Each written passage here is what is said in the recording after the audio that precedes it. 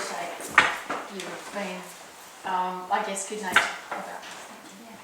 Can I just ask, with the footage that you're taking, what will it be used for, and can I get a guarantee that you won't put it on your blog and selectively edit? Yes, it's insurance to make sure we don't get the same job as James Delingpole and Chris Montana done there by the BBC crew. Okay, so... This debate is so hostile, and I really wish it would be polite, and I write on my blog all the time about the importance of sticking to the evidence and about how it should not be about ad hominem attacks. So I look like a real hypocrite if I turned around and did an ad hominem attack on someone, because to me this should be, the climate's important and we should be discussing the evidence and what goes on with it. We really just want to make sure that I guess we're not taken out of context and that our arguments are put in their full picture. Hopefully we never even use it. So you won't be able to use that footage without me signing a release for it, as is the usual practice? Well, I mean, we've signed releases, haven't we, all? Well, we haven't signed them, we've got releases ready for you to sign. It's just the same for everyone. Yeah, and but Sorry, but you you- said you but want you- me to sign a and you release said to you go on know. your blog? No, we're well, not we going to don't use it. really, we don't want to use it. We just want to make sure it's insurance in case we got selectively edited and we get quoted as doing something which is out of context. No. It's just a shame that this We won't be using it at all comes into until the ABC airs this. And And hopefully, even then we won't edit it. I mean, it's there as an insurance job. and hopefully this will Could you- be yeah. the first real documentary which discusses both sides of the story at the same time, which would be fantastic and that'd be groundbreaking. And that's it. That's the end of it, and we keep everything in a cupboard. your concern We is don't any have a editing point. of it, isn't it? Well, I mean, I've obviously agreed to be filmed by the ABC and signed a release for them, but in terms of signing a release for you, we just rocked up and some man who I've never met, with respect, I'm sure you're a really nice person, but just suddenly comes out with a video camera and starts filming me. I haven't signed a release, I don't know who he is, I don't know why he's there. I mean, it's a bit creepy. Yeah, look, I'm really sorry that it comes down to this. We're just call us skeptics. We don't like to take on faith or trust. We just want to have a backup copy for our own sake to protect our reputations, and that's all we're using it for. What if you were to agree in writing that, were you ever to use it, it would only be used in full? Yes, that's You right. know, that you'd give an That's- absolute guarantee yeah, all right, in that- writing. There would never be Yeah, put on. that serves the insurance purpose Yeah, without it would only allow ever you be to be shown in edited to full. make Maybe there's something you you look can bad. draw up, Okay. you know, because that would be your legitimate concern. Isn't it? I'd look like a It was complete edited. hypocrite Yeah. if I But if it's shown in selectively full, cherry then- picked and edited you. Right, that's a good copy. Yeah, Yeah. that would Yeah. look fine. That satisfy you? You're Which right. means you have access to it too. If and- you guys Yeah. agree that You could you're- draw up you could draw it up, you know, whatever agreement you want signed, but they would only ever use it, you know, hopefully they would never use it, but it would only ever be used in full, you know, and that'd be a breach of. Well, if you're happy to agree that you're only using Yeah, it yeah. for... Well, we'll write it up now and sign it. You want to do that? Can we start? After we do it. Well, we can do it at the end, that's okay. Yeah, fine. Okay. Okay, Because we don't have long anyway. yeah. Sure. Right, that's great. Okay. Yeah, thanks guys. All right. And hi, I don't believe we've actually met. but- Sorry, Barry, this is Anna. Hi, I'm Anna Rose. Barry. Good to meet you. Barry? Yeah. What's your last name? Hi. I guess you know everyone else. Yep. No, I haven't Yeah, actually. so we really make it available in full. There you go. If it's made available to anyone apart from us, it's the whole thing goes. It's not edited in any way. Yeah, Well, Right. So it's either a full recording of everything that happened or that's nothing. right, that's right, that's it. Yeah, that's all we want. Okay. Great. Guys, I might just stop for a second and have a look at where everyone's standing. Yep. Alan? Doesn't worry me which way, Doesn't worry you? flip side here, but yeah, just I just need that little bit of space. Sorry, in the middle. yeah. Are we Yeah. doing the whole thing standing up? And If that's So okay, maybe a bit yeah. to the left, maybe, if you You can can be be on the from the side. tiny bit This around there. And, thank you Yeah. very much. Yeah. And the two of you would like to be a bit closer together, please? Certainly. Oh, no, just sorry, no. together. That this one? way. we're going to do this all standing up, I think. I don't think we'll be here that long if you're Yeah. Well, comfortable. yeah, we've maybe. only got Yeah. 5 minutes. Yeah, yeah, right. Yeah. That's fine, I can manage that. I'm going to have a little break to go and fetch the kids from school. Right. Now, phones off, everyone. Yeah. Mine's on silent. Should I turn it Silence, on? okay. Okay. Barry, are you positive? Could you come to that position in the middle there by any chance? Is that going to be? Sorry, Can you come up just onto the level there? the camera. Yeah. So Yeah, you've is that done the gonna shot. fit there? Yeah, just so you're not in the background of Joe's shot. As handsome as you are, Barry. Sorry. So you're not in the shot? Oh, well, I can see that all right, yeah, me. Oh, okay, we can just put the camera up here. Oh, Okay. okay. Yeah.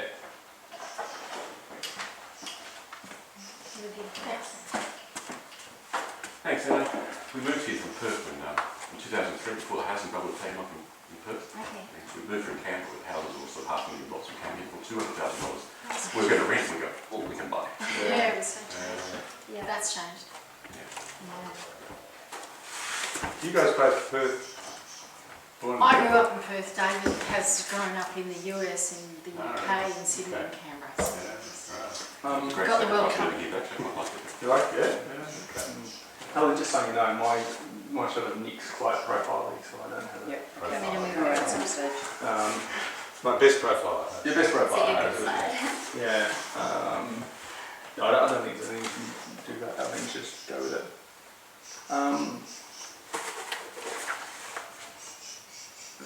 Before we get started, maybe.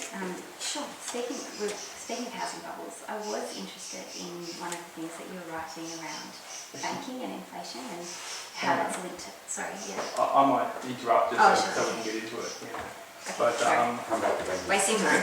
We're going to pick up the kids at about 5 to 10 to 3. Okay. So we can Yeah. banter off we camera. can do Yeah. things after they come back, but it'll take 10 minutes to So get can them you to give me come your back. So, Give me David to Nice start big with. story. yeah. David, I'm just wondering, just to start off with, Yeah. can you tell Anna about your background, starting with the fact that you were a climate believer and involved in the Greens? Helen, is Barry okay over there, or do you want him to come up where Leo is? He's right in the... Oh, sorry. Maybe up where Leo Barry is. wasn't in the room with his Behind there. Well, Yeah, up where with Leo. Oh, that's okay, yeah, you're good you there. can see we're loud over here, mate. Okay. Right. Okay. And I used to work for the Department of Climate Change, or it was back then the Australian Greenhouse Office, for about 5 or 6 years doing carbon modelling for them. And I was out there to save the planet. I was also a member of the Labor Party on and off for 15 years, and I was a member of Greenpeace. So I was a believer, I thought I was saving the planet, and I thought this problem was a really momentous one that needed solving straight away. As the years went by, I found out more evidence. The evidence supporting it drifted away, and then evidence started accumulating that the man-made hypothesis wasn't true, and so I changed my mind. Okay. I've read that you were a rocket scientist, but then I couldn't actually find if you worked on rockets. But can you explain that? Yeah, that's on an ad hoc site called Debunk. Yes, I did introduce myself as a rocket scientist in an article I wrote for The Australian. The term rocket scientist was used at least when I was there at Stanford University and a few of the major US universities, to mean someone who did a technical degree, one of the hard sciences, such as electrical engineering, that I did a PhD, and at one of the 4 or 5 leading US institutions.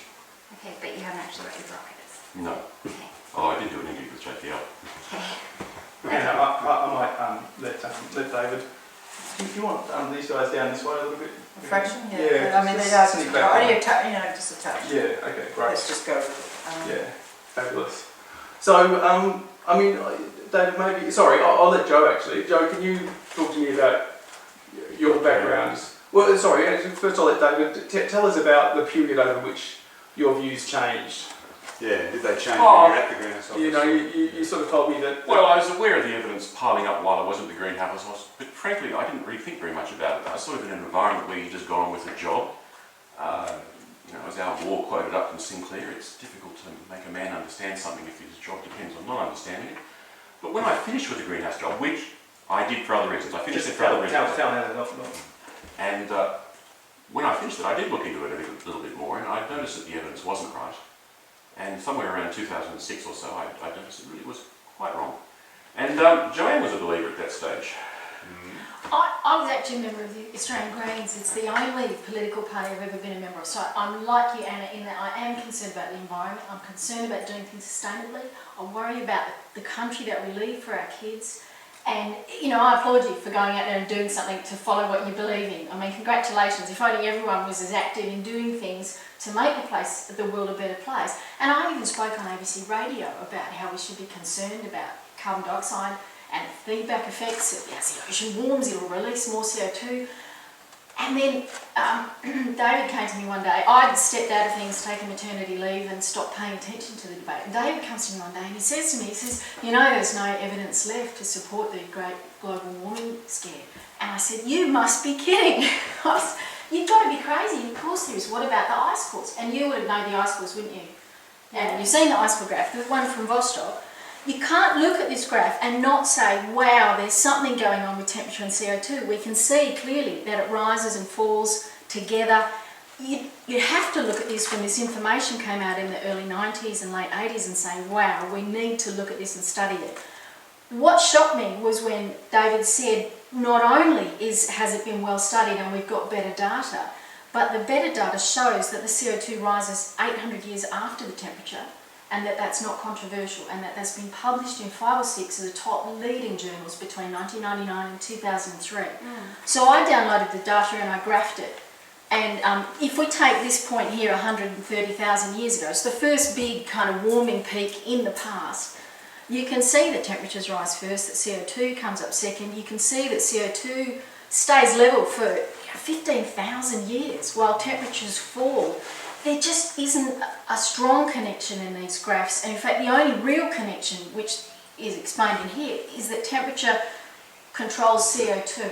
And it's obvious that temperature controls CO2, heats the oceans, releases the CO2, and then as the world cools, because of other reasons, CO2 gets absorbed again. Maybe there's a small amplification in there, but it hasn't been shown mathematically, it hasn't been published in peer-reviewed research. You know, I looked at this and thought, wow, this doesn't disprove the whole great global warming thing on its own. There's lots of other evidence we use to do that. But for us... Let's just cut this. Hi, David speaking. Yep. Can I just fine-tune your stance a little bit? Yep, sure. So, We've got to do yeah, just give me space this way. So Which way? instead of putting your shoulder like that, Yeah, I'm blocking it. open your shoulder up. Yeah. Should we put Okay, one thanks. of the phones off the hook in another room? Could be an emergency call. Might be. Okay, Joe, can I just slide you both back down that way a little bit? Just sliding up.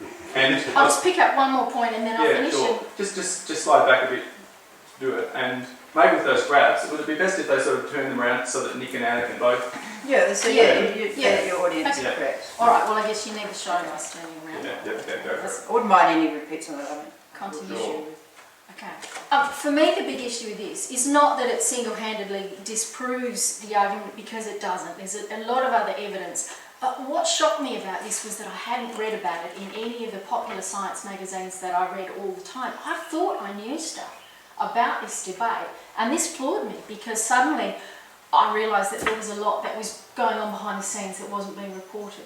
So I guess it was the half-truths that really got to me, that kind of undermined my belief that I understood what was going on with the climate and with the story we were being told. So you were of the view that warming is happening and we are seeing climate change impacts. And that carbon dioxide is a greenhouse gas, and that adding more to it will warm the planet. Yes, absolutely. That's all well proven, solid science, known for years. Yes, I have no disagreement with any of that. The disagreement is with how much warming there is. Yeah. Is it going to be a catastrophe, or is it going to be 0.5 of a degree?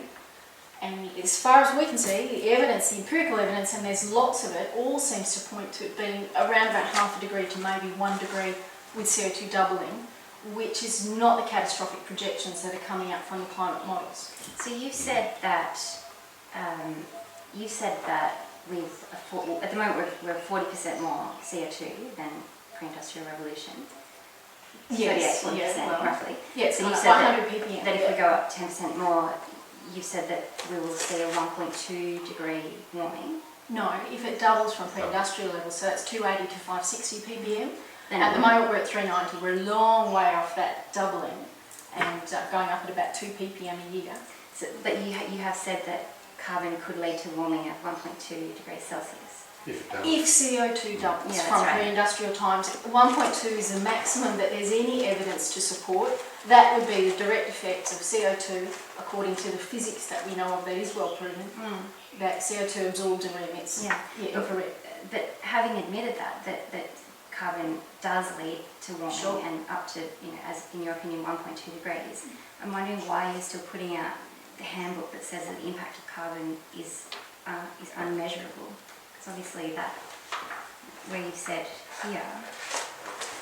Because so far we've had 0.7 of a degree due to all kinds of factors in the last century, and to argue that the effects we've had so far are unmeasurable, it's very difficult to unpick all the factors that are going on driving the climate and separate it out and say how much of this is caused by CO2 and how much isn't.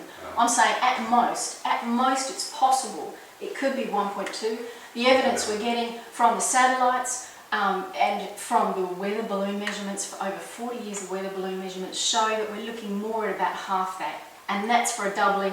So that'll be whenever the planet reaches 560, if it gets there. I've looked through your book though, and Just hang on a second, and I might actually, we'll come back to your questions, we'll reposition a little bit. David, you were going to take us through very quickly that summary of... Oh, sure. Yeah. Anna. Sorry. Wait a just second. Like the humour. Anna, we agree that carbon dioxide causes global warming. Every molecule of carbon dioxide that we emit causes some global warming. It's not a question of if it causes warming or not, it's a question of how much. So we get down to calculations, right? And the calculations that tell you that how much warming is caused by the direct effect of CO2 in the atmosphere are well known. That's physics that's been done a century ago. yeah, carbon Okay. traps heat. Exactly. Carbon Now, dioxide. the problem is, in the climate models, only 1/3 of the warming is due to that direct effect of CO2. The other 2/3 is due to positive feedbacks. And that's the bit we're arguing about. Now, So we're just arguing, we all agree that climate change is happening, it's due to Yes. carbon pollution, but we're No. just saying about how no, I much- agree that climate change is occurring, but I don't think it's due to carbon Well, dioxide some emissions. small immeasurable amount. Some very small amount is due to but the CO2, majority is not. Potentially 1.2 degrees, but also... If No, carbon if doubles. CO2 doubles, if it gets to 560, the planet's not even close to 560. So we're talking about a theoretical future point in time with the 1.2 degrees, which came from James Hansen et al. 1984. We have no real beef with that calculation. It's the question of these feedbacks amplifying that 1.2 to 3.5, or in the case of Garneau, I think he's talking 5.9 or 5.7 degrees or something.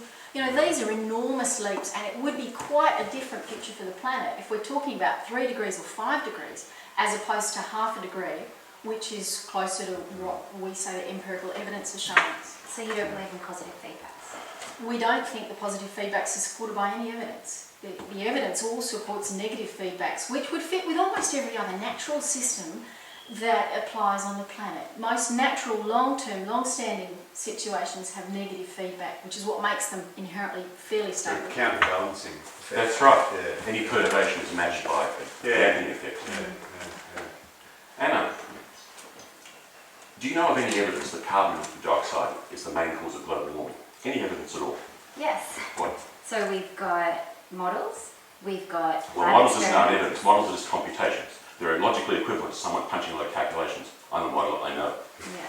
Yeah, I know you've done a lot of data entry, so there is... It's not data entry, it's calculations. Well, isn't that what models are? Data entry is No. a great way to put down No, something. well, a model is something that tries to, in the computer, replicate or mimic, is isomorphic in some way to what's happening out there in the real world. Yeah.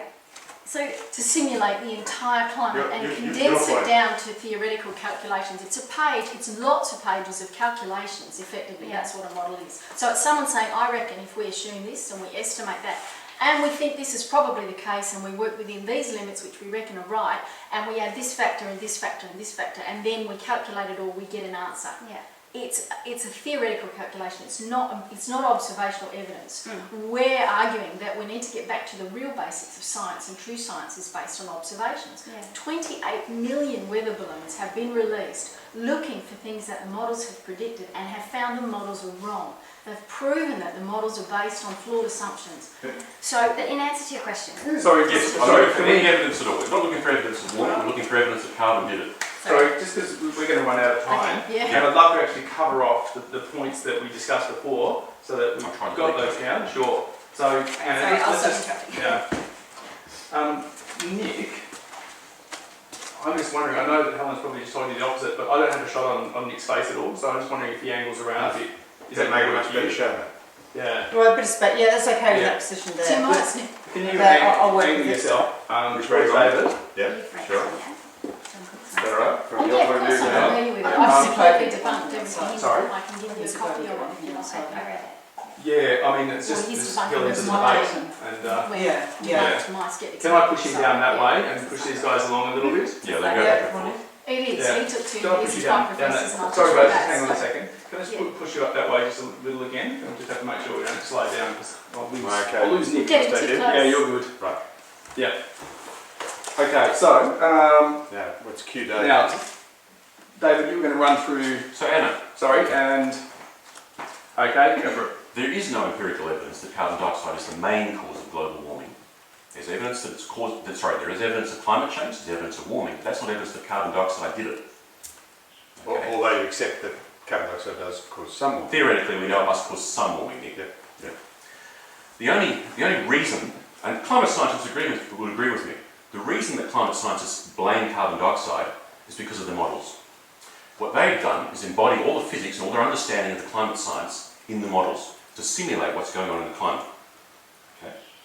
So the reason we believe that carbon dioxide might be a danger to the planet and our emissions is because of the models.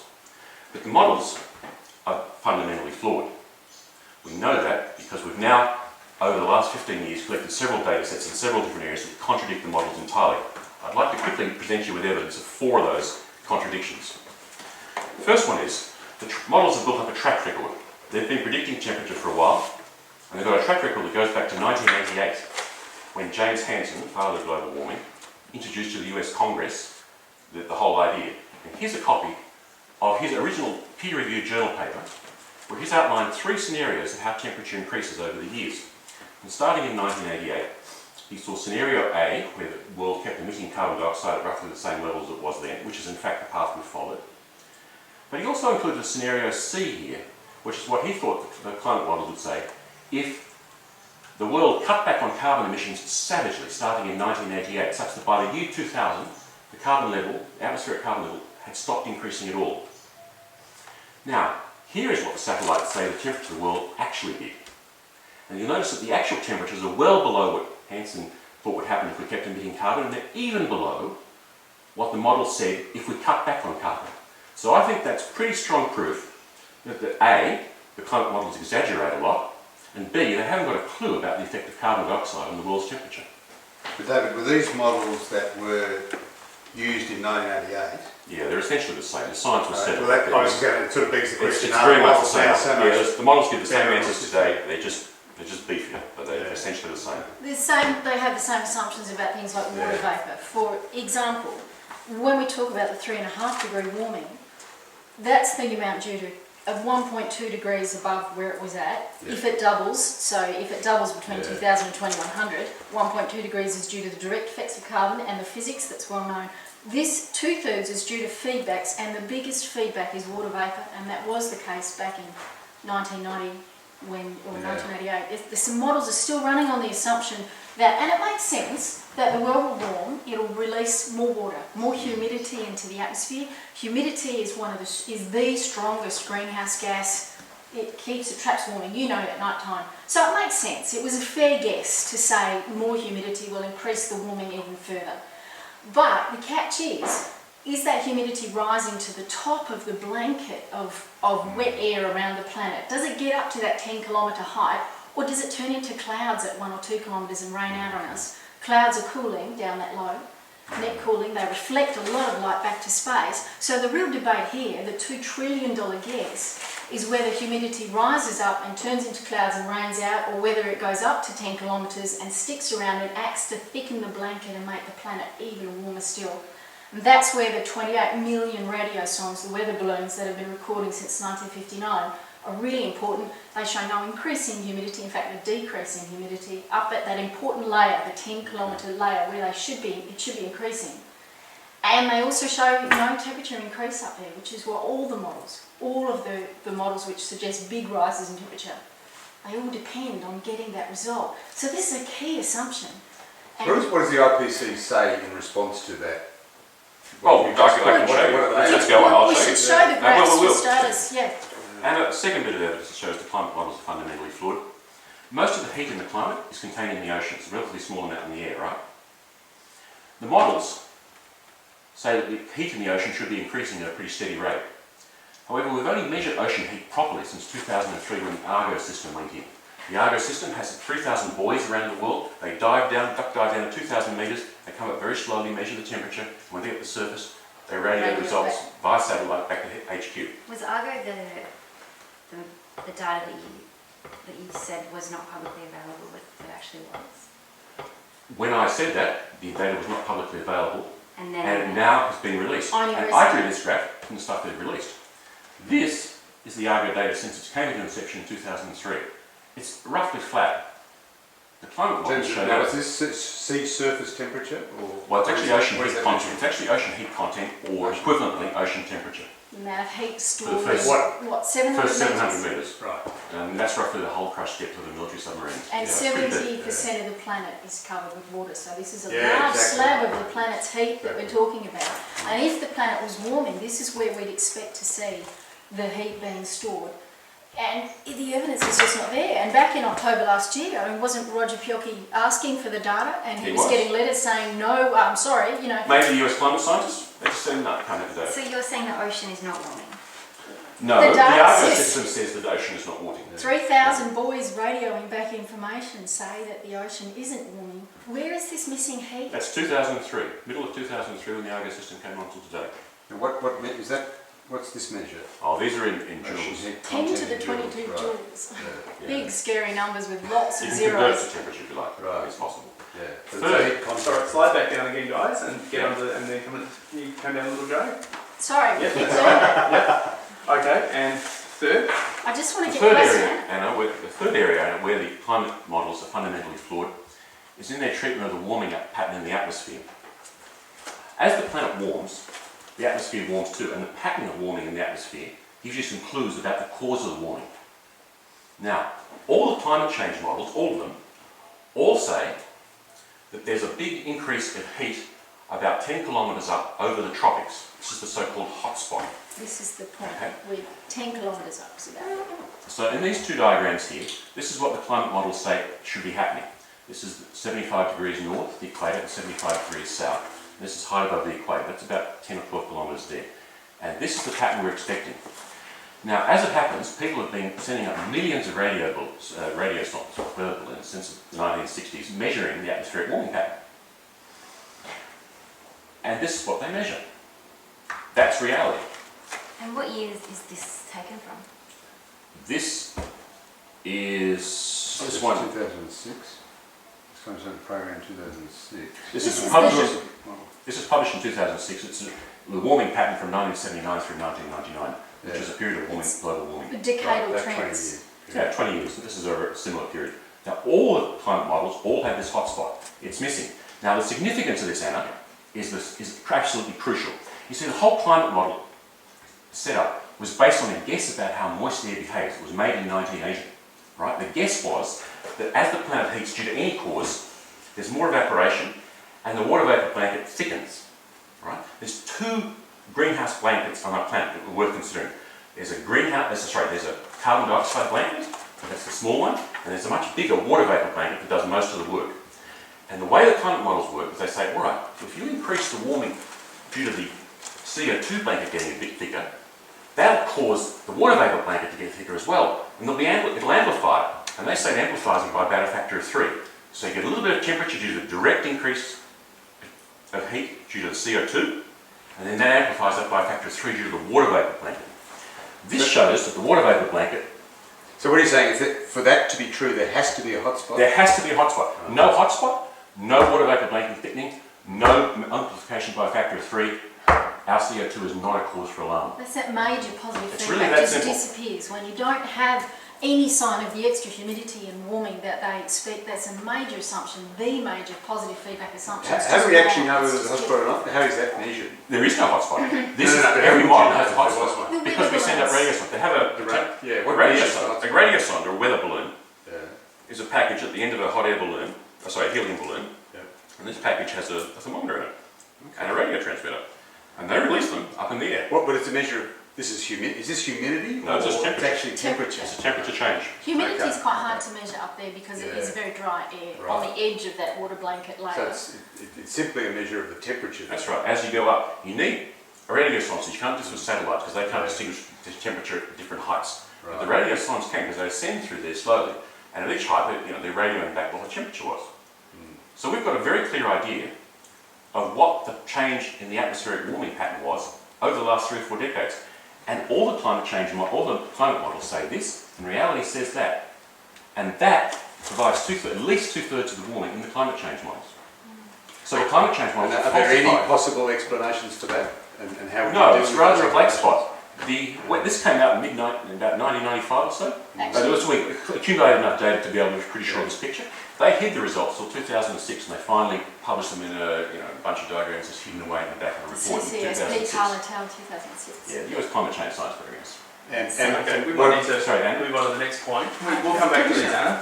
All right. Yeah, well, I have a lot I want to say on these, I'm- but I I know know it's that they want to just difficult. get It through. is. Yeah. It's difficult. Yeah. for you. Yeah. All right. So I want to get through all the points first, I guess. Now, the fourth bit of evidence we'd like to show you is what happens when the surface of the Earth heats up. You might imagine as the surface of the Earth heats up, it gives off more radiation out into space, outgoing radiation space, as measured by satellite. And that is in fact what happens, that's reality. The climate models, however, all show that as the surface of the Earth heats up, less heat is radiated to That's space the positive. because in the models, they aggressively trap heat too much. It's that positive feedback again here. Yeah. Right, so they're trapping heat with that water vapor blanket, The and the assumption- heat isn't escaping into assumption space. underpinning That's models. the model. Yeah. And Professor Linton at MIT is a very, very eminent, You see him, is that- very eminent climate scientist, has pointed out in 2010 that the reality, as measured by the IRBI satellite, has a slope this way. But all the climate models, Sorry, which are all that's the this, slope of. this is reality. This is the IRBI satellite. Yep. This is how the temperature, the amount of radiation, outgoing radiation Right. increases as the temperature of the planet, the temperature of the surface increases. But all the climate models show the outgoing radiation decreasing as the surface temperature goes down. Right. Now, any one of those 4 points, the failure of the climate models to predict air temperature, water temperature, the hot spot, and the outgoing radiation, any one of them is enough independently to invalidate the climate models. And the climate models are the only reason we have for believing in the CO2 scare. There is no empirical evidence to show that CO2 is the major cause of the recent global warming. It's only because of the climate models that we believe that. And the climate models are fundamentally flawed. And what about, David, you were going to show us the photographs as well. I was. Does Joe want to talk about those? I'll talk about this. Okay, sorry. So Anna, this evidence, This way. You can leave them there for a minute. Yeah. Nick, you need to cheat that away from you just a fraction. But Helen's on the other way. Oh. Is that All right, here, Helen. yeah. Yeah, go on. Anna, this evidence that the climate models are fundamentally flawed and that the guess about hot air made in 1980 was wrong first started appearing in the mid-90s. And the climate models and the climate scientists could have abandoned their theory and said, oh sorry, we're wrong, but by then they already had a lot of political momentum built up. A lot of people on very good money, building careers, bureaucratic careers and so on, and they let it go. The IPPC was already Yeah, the in IPCC. motion. Kyoto came in Yeah. 1997. A lot of money was starting to move into the field, Banks. banking on the fact that we would get a carbon trading scheme of sorts. There were a lot of people, bureaucrats, people with careers that depended on it.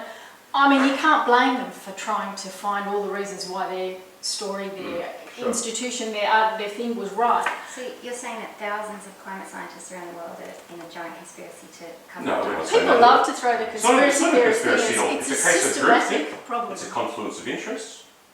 At the best, it's a massive case of confirmation bias. There's only a few climate scientists who are aware of the details of this and how the models actually work, and everyone else is relying on them. Only 62 scientists reviewed Chapter 9 in the last IPCC report. So we're talking about 3 dozen scientists. And most of those had written articles in it, were reviewing their own work or were somewhere involved in it. The thousands of scientists that the IPCC refer to, many of those study things like the effects of climate change on lemurs in Madagascar. They've never looked at the climate models. They're studying the effects of warming, glaciers, sea level rise, things like that. Those things are going to happen no matter what causes the warming. So most of those thousands of scientists are not involved in the details of estimating climate sensitivity. But even now, every year, there's 1,000 to 2,000 papers published on climate change. Because And they people don't have disagree put with in, that, sure, obviously. people have Sure put they in do. $79 billion, in fact the number's probably much higher than that now, to paying scientists to find a crisis. So those scientists have done what they're paid to do. They've looked at every possible angle and every possible cause to put out a paper on the question they've been asked to study. No one's been asked to study the other side. No one's been paid to audit the IPCC to find holes in the theory. There are no grants for skeptics to come out and say, hey, we'd like to look at these climate models and we'd like to produce a climate model based on, say, solar and magnetic factors. So it's totally monopolistic science. I And think it's science the sun shouldn't that work causes like climate that. change. We think that there's a lot of other factors that need to be considered. Well, I believe that climate scientists have considered the sun. Have The considered global IPCC changes. does not include any solar magnetic effects in any of its models. This enormous impact, and the results have just come out of CERN recently, support it. The empirical evidence suggests that there's a connection between sunspots and the climate. But we're not saying, we don't know what causes climate change, we're simply saying there's a lot of other factors. And the models ignore them all and then say, yes, well, we looked at everything and we couldn't explain the warming except for CO2 in our models. It's an argument from ignorance. It's If a logical you're going to fallacy. say that the majority of the scientific establishment is wrong, that NASA's wrong, No, that we're every not. Well, Academy of no, Science we're not saying saying that. is thousands. an alternative theory. No, thousands of scientists support the skeptics and 900 peer-reviewed papers support skeptical arguments. It's a difference between independent scientists and establishment or government-paid scientists. We can name Nobel Prize winners in physics who agree with us. Ivor Gieva resigned today. He's a Nobel Prize winning physics in tunneling physics. And he resigned today from the American Physical Society because he said it is ridiculous to say the evidence on global warming is incontrovertible. So here we have experts, top-level, outranking scientists. We never argue that we're right because we have Nobel Prize winners on our side, because that would be argument from authority. We argue we're right because of the evidence. So where is this warming going? I mean, these Anna, things that they're Anna, measuring. we're presenting you with evidence, and you're coming back with authority. You're saying, how can those scientists be wrong? You're not coming back with counter-evidence, you're arguing for authority. That puts us structurally in the same position as Galileo and the Pope. The Pope had all the political authority and was arguing from authority because he was interpreted religious. So it was religious dogma, and he was the guy who was interpreting it. Galileo had evidence on his side, and that was the start of the Enlightenment. Right? When science and evidence triumphed over political authority. Now, we're having a discussion here. I'm presenting you with evidence, and you're presenting me with authority. Well, I'm not a scientist, but I think that I'm smart enough to listen to the majority Sure. of But scientists. what you're essentially saying is not so much that scientists are wrong, but there's lots of these scientists who still relying on the models. Exactly. And look what they're doing. This is what I wanted to bring you to. Yes. This is what I wanted to bring you to. Now, remember I showed you the hotspot there, which just disproves the climate models, shows they're wrong. Well, they released the data in 2006 finally, the experimental data, and in 2008 a guy called Sherwood came up with this. He reanalysed the data using not the temperature thermometers in there, but using the wind shear meters. And he had a theory about wind shear, he reanalysed it and he came up with this. So what did he wind shear? Well, he measured using the wind and a theory about wind shear. He tried to get a different picture of what the temperatures up there were. Okay. And he analysed it and he came up with this. And all the alarmist scientists were the ways who understood how models work and so on, were very relieved that the hotspot had been found. And this was trumpeted, including by John Cook's Skeptical Science site, as finding the hotspot. Now, there's just a little problem here. It's not a very technical You're talking problem. about the scale. I'm talking about the scale. The colour here for no change at all is red. Is red. So if there were no change in the atmospheric warming pattern at all, it would be red. Now, the question for you, Anna, is what purpose could there possibly be for using such an unorthodox scale except to deceive? So you think that scientists are trying to deceive people? I'm answering the question with a question. I mean, I think it's reasonable. Mr. Sherwood to be is asking sort of- that. Do you think it's reasonable for scientists to change the scale of graphs in order to show that it matches the data? It takes no change at all, zero change, to produce an orange-red colour on this graph. The climate could stay exactly the same, which it likely did, and they, in this respect, and they managed to show it as if it matches the graph here. What's The Mr. data that Sherwood you're said? using, David, sorry. I'm just concerned about time, Yep. and I know that there's a limited amount that we can put in the program, so I think the points that we covered before, the strongest ones, you probably need to. Do you want to do this tomorrow? I think so, yeah. I think so, because I need to give Anna a chance to ask you some Alright, sorry, questions. I'll do it tomorrow. I'll do that. Yeah. Okay. Yeah. Okay. Sorry, just hold on a second. Do you need a 30 seconds to... Yeah, I'm getting the 30 seconds, don't worry. 30 seconds, yeah. I'm a bit worried about shadow down. Shadow? I don't know what it was. Just when he's coming in, Yeah, is it? there's a shadow on these, which is Yeah. Is that me? as well. That You like- see, that yeah. like this. No, I think it's Anna between that line Yes, and can you see your these. shadow? Yeah. And sometimes when David leans forward, your shadow, so you just need to left for it. Okay. Maybe see Yeah. it. Sure. Would it be a problem if we track that light over just a fraction? Yeah, That'd be good that's for me. Yeah, Let's and do then we'll that come in and shadow get some... there.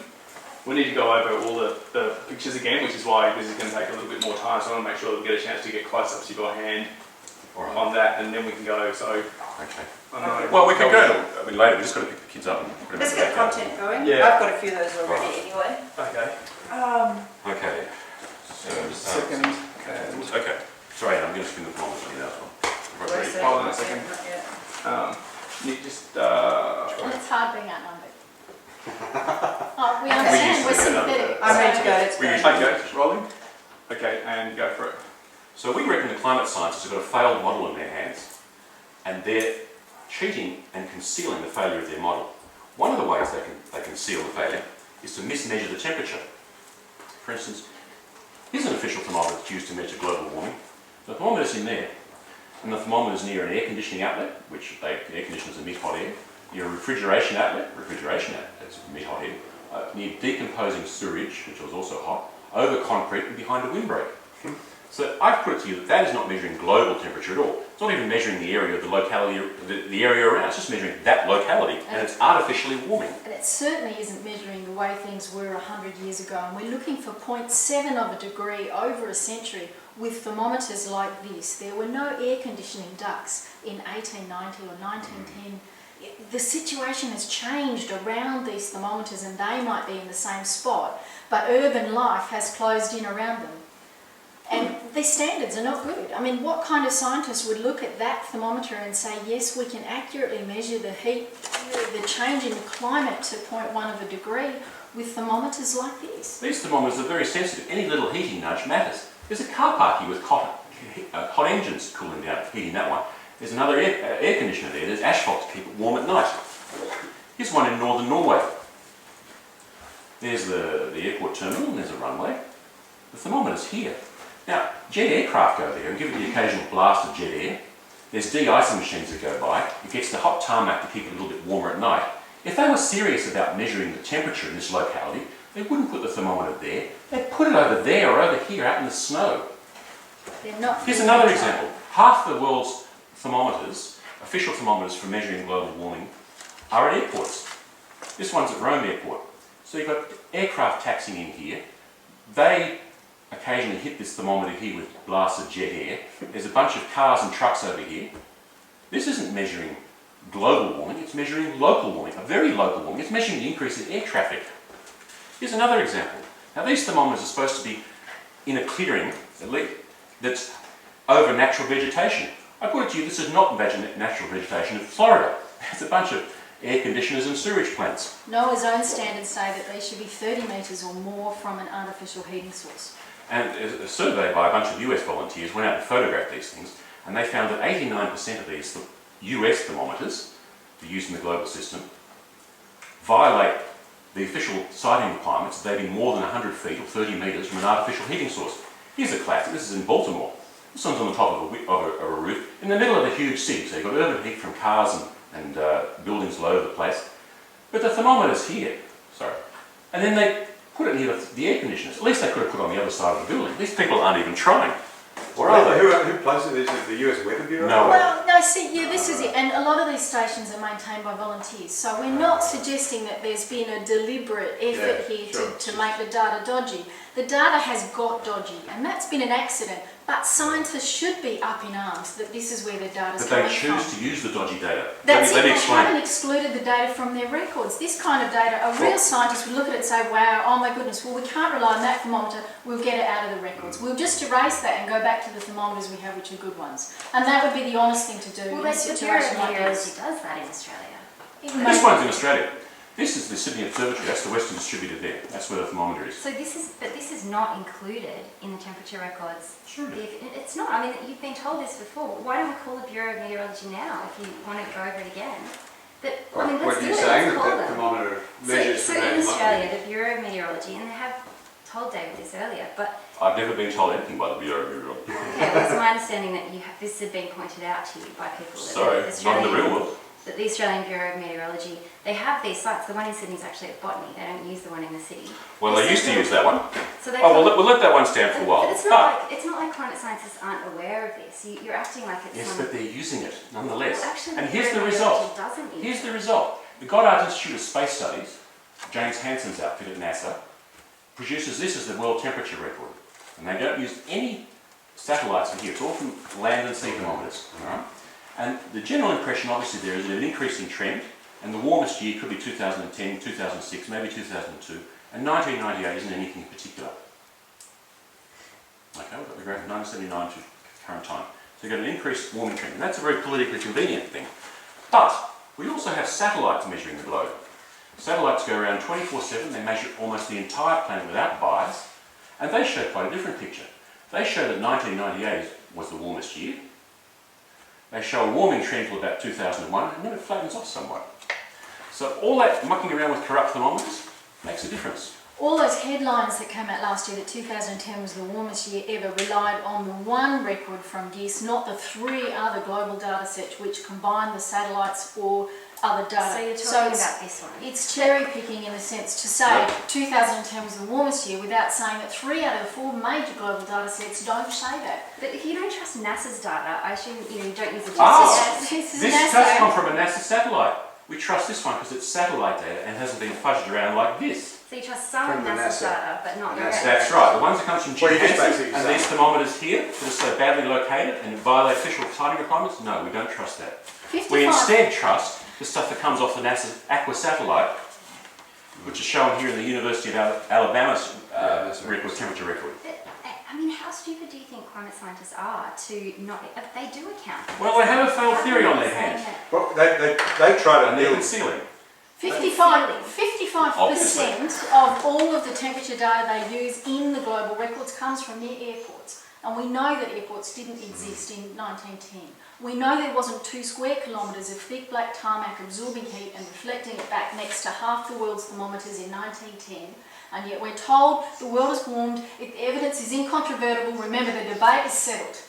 And no one's allowed to ask any questions. You don't need a PhD in physics to look at thermometers which are at airports, are near tarmac, and the Australian thermometers have never been independently audited. The ones in the US were independently audited by about 700 volunteers. How come a $4 billion agency can't go out and audit its own thermometers to make sure they're in the right spot? I mean, NOAA has a $4 billion budget, and it took 700 volunteers to go out and take photos of 1,000 stations in the US, and only after those were made public did NOAA say, well, all right, we'll stop counting the data from some of their stations, but we'll leave it in the past record. In some cases, they've done that.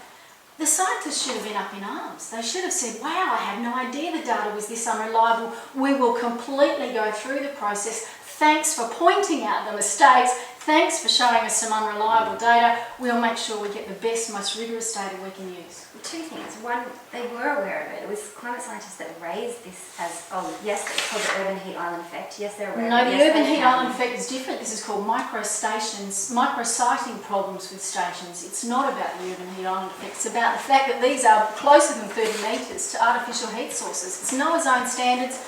In 89% of the cases that the volunteers photographed, 89% were too close by NOAA's standards to artificial heat and cooling sources. That's a pretty major failure of a bureaucracy. 89% failed their own standards, and they didn't know that, and they hadn't done Do they try to microscience adjust the survey themselves. land-based temperature record to take account of the location? Sometimes Yeah, they they do. But consider this, Nick. If they're playing with the numbers on their computers, why bother with the thermometers? You're going to play with them on the computer anyway. Yeah. And the bottom line is, their temperature record is different from the satellites. Yeah. Satellites are unbiased, go around 24/7, they come up with a very different picture. But I mean, How- here's 3 data sets, and they're all showing a clear upward trend. Well, I see this is the... Sure, look at the satellite timescale. one shows it coming back. We just showed you a graph of that much. Notice how this one keeps going up and the other one's levelling off a bit? Yeah, That's because what we're talking this about. measures partly in the ocean and around the Arctic where a lot of the warming is concentrated. So you can't just ignore Actually, ocean. they're measuring the Arctic where there are no land thermometers. And they extrapolate into it. They're using their computers, not thermometers, to get the Arctic temperatures. They use But that's a different 1,200 argument. kilometre smoothing, where they take a thermometer and they extrapolate for 1,200 kilometres around it to estimate what the temperature would be. Since 1990, when all the money poured into climate science and we got concerned about this, something like 75% of all of the stations have been excluded from the database. Instead of getting more data put into this, instead of having 6,000 data points, which is what they had in the 80s, they've dropped it down to 1,500 or less. Where's all that data gone? Why do we now estimate 1,200 kilometres from thermometer to thermometer instead of using all the data from everywhere we can? It'd be alright if they'd removed all of the unreliable thermometers, but clearly that's not the So you're saying case. this green line from NASA is wrong? We're That's the saying- guess line? you're talking Yeah. about This green line from 0.1 NASA degree. comes from this thermometer in part. Yes, it's wrong. And we don't trust them. That's They're, an answer. they're concealing the failure of their theory. So scientists are concealing. I've just showed you 4 bits of evidence that each on its own, independently, shows that the climate models are wrong. They disagree with reality quite violently. And those only came to light starting in 95, but mainly in the last few years. And I'm saying the climate scientists are concealing the evidence for that. They're concealing the failure of their theory, and one of the ways they do it is to mismeasure temperature. In the ClimateGate email scandal broke, we got an insight into some of the things they were doing, and some of the tricks they were pulling. And like Kevin Trenberth, who says, it's a travesty that we can't find the missing heat. The models were saying there ought to be a lot of heat build-up. In reality, it was not occurring. And so the question for you is, for how much longer do the ocean temperatures and the air temperatures have to be static and not rising before you say, hang on, there's something wrong with this theory. Maybe CO2 isn't such a problem after all. But they are rising. But they're not. I just showed you the Argo diagrams. I The know ocean that you think temperature. that scientists are concealing it, and I know that you think. I mean, I'm a bit worried when I read things on your blog about how this is linked somehow not just to a conspiracy of scientists, but also. No, excuse me. Yeah, no, Calling people conspiracy theorists is something, the name calling that people do in this debate. I have never said that. I do not say that. This is a systematic problem. We have paid scientists to argue one side of the story and we haven't paid to do the other. It's monopoly science. Monopolies don't work in business. It's like having someone go to trial and only paying for an attack team and not a defence team. It doesn't work like that. Science needs to have people asking both sides of the question, auditing from both sides, trying to disprove each other, trying to debate it. Without debate, we haven't got science, we've just got propaganda. But I don't understand how you can say that scientists are linked to bankers in a scheme to create hyperinflation. Because I've never said that, because I've no idea We've where never you've said got that. Where'd you get that Well, from, from man? your blog. I mean, you wrote this. How do you read that kind of stuff? You might think that inflation and climate science are only linked metaphorically, but the corruption in science is fed by the corruption in our currencies. The monetary system that allows a privileged few to print money from nothing, I don't know what that means, is the It's same fractional system reserve that allows... banking, and it's an entirely different topic, and it's a big field. And yes, we think the fact that interest rates have been kept low have allowed governments to put out a lot of money into things like this and for other people to invest in things. Let's just put some perspective on this. Climate trading last year was $144 billion turned over worldwide. Investment in renewable energy was $243 billion. None of this has anything to do with the science. The science comes back to the evidence, always, the empirical evidence. We're presenting you with evidence. But then why have you said if the system's swimming with easy money, people can afford to build widely extravagant and unproductive things like wind farms? I don't understand how you link them. Because it's easy to raise money when loans are cheap and interest rates are cheap for schemes which are hard to justify in times when you've got to spend your own money and you have to think very hard about whether you're going to spend your money on something. When money is created through fractional reserve banking in a way that makes it easy for people to take big loans, to do big takeovers, big mergers and whatnot, things like that, it's an entirely different climate. It's an economic climate which makes it easy for people to not be so careful You with their simply money. say a lot of people, it's not unreasonable to say about any subject, that there's a lot of vested interests in this being right. Which Yeah, tells which- you nothing about the science. We yeah, always doesn't go keep to coming science, back to the yeah. evidence. It's simply an observation about the Sure. fact that there are a lot of Yeah, policies a lot of where vested I money mean, is Nick, if not we're going spent to talk well. about vested interests, I mean, the publication of this was paid for by the Heartland And Institute. that's a which gets complete money lie from and an Australian absolute myth, No, and no, it is totally But untrue. it said on your blog, we've received Yeah, it money does. from No. Heartland. It says on my blog that I did this totally unfunded, absolutely with no financial support from anyone except David. Thank you, David. And I put this out online free for people to take off my website. Yeah, no, I understand. Who cares who pays for it? It's because you went And how does that change any of the graphs in it?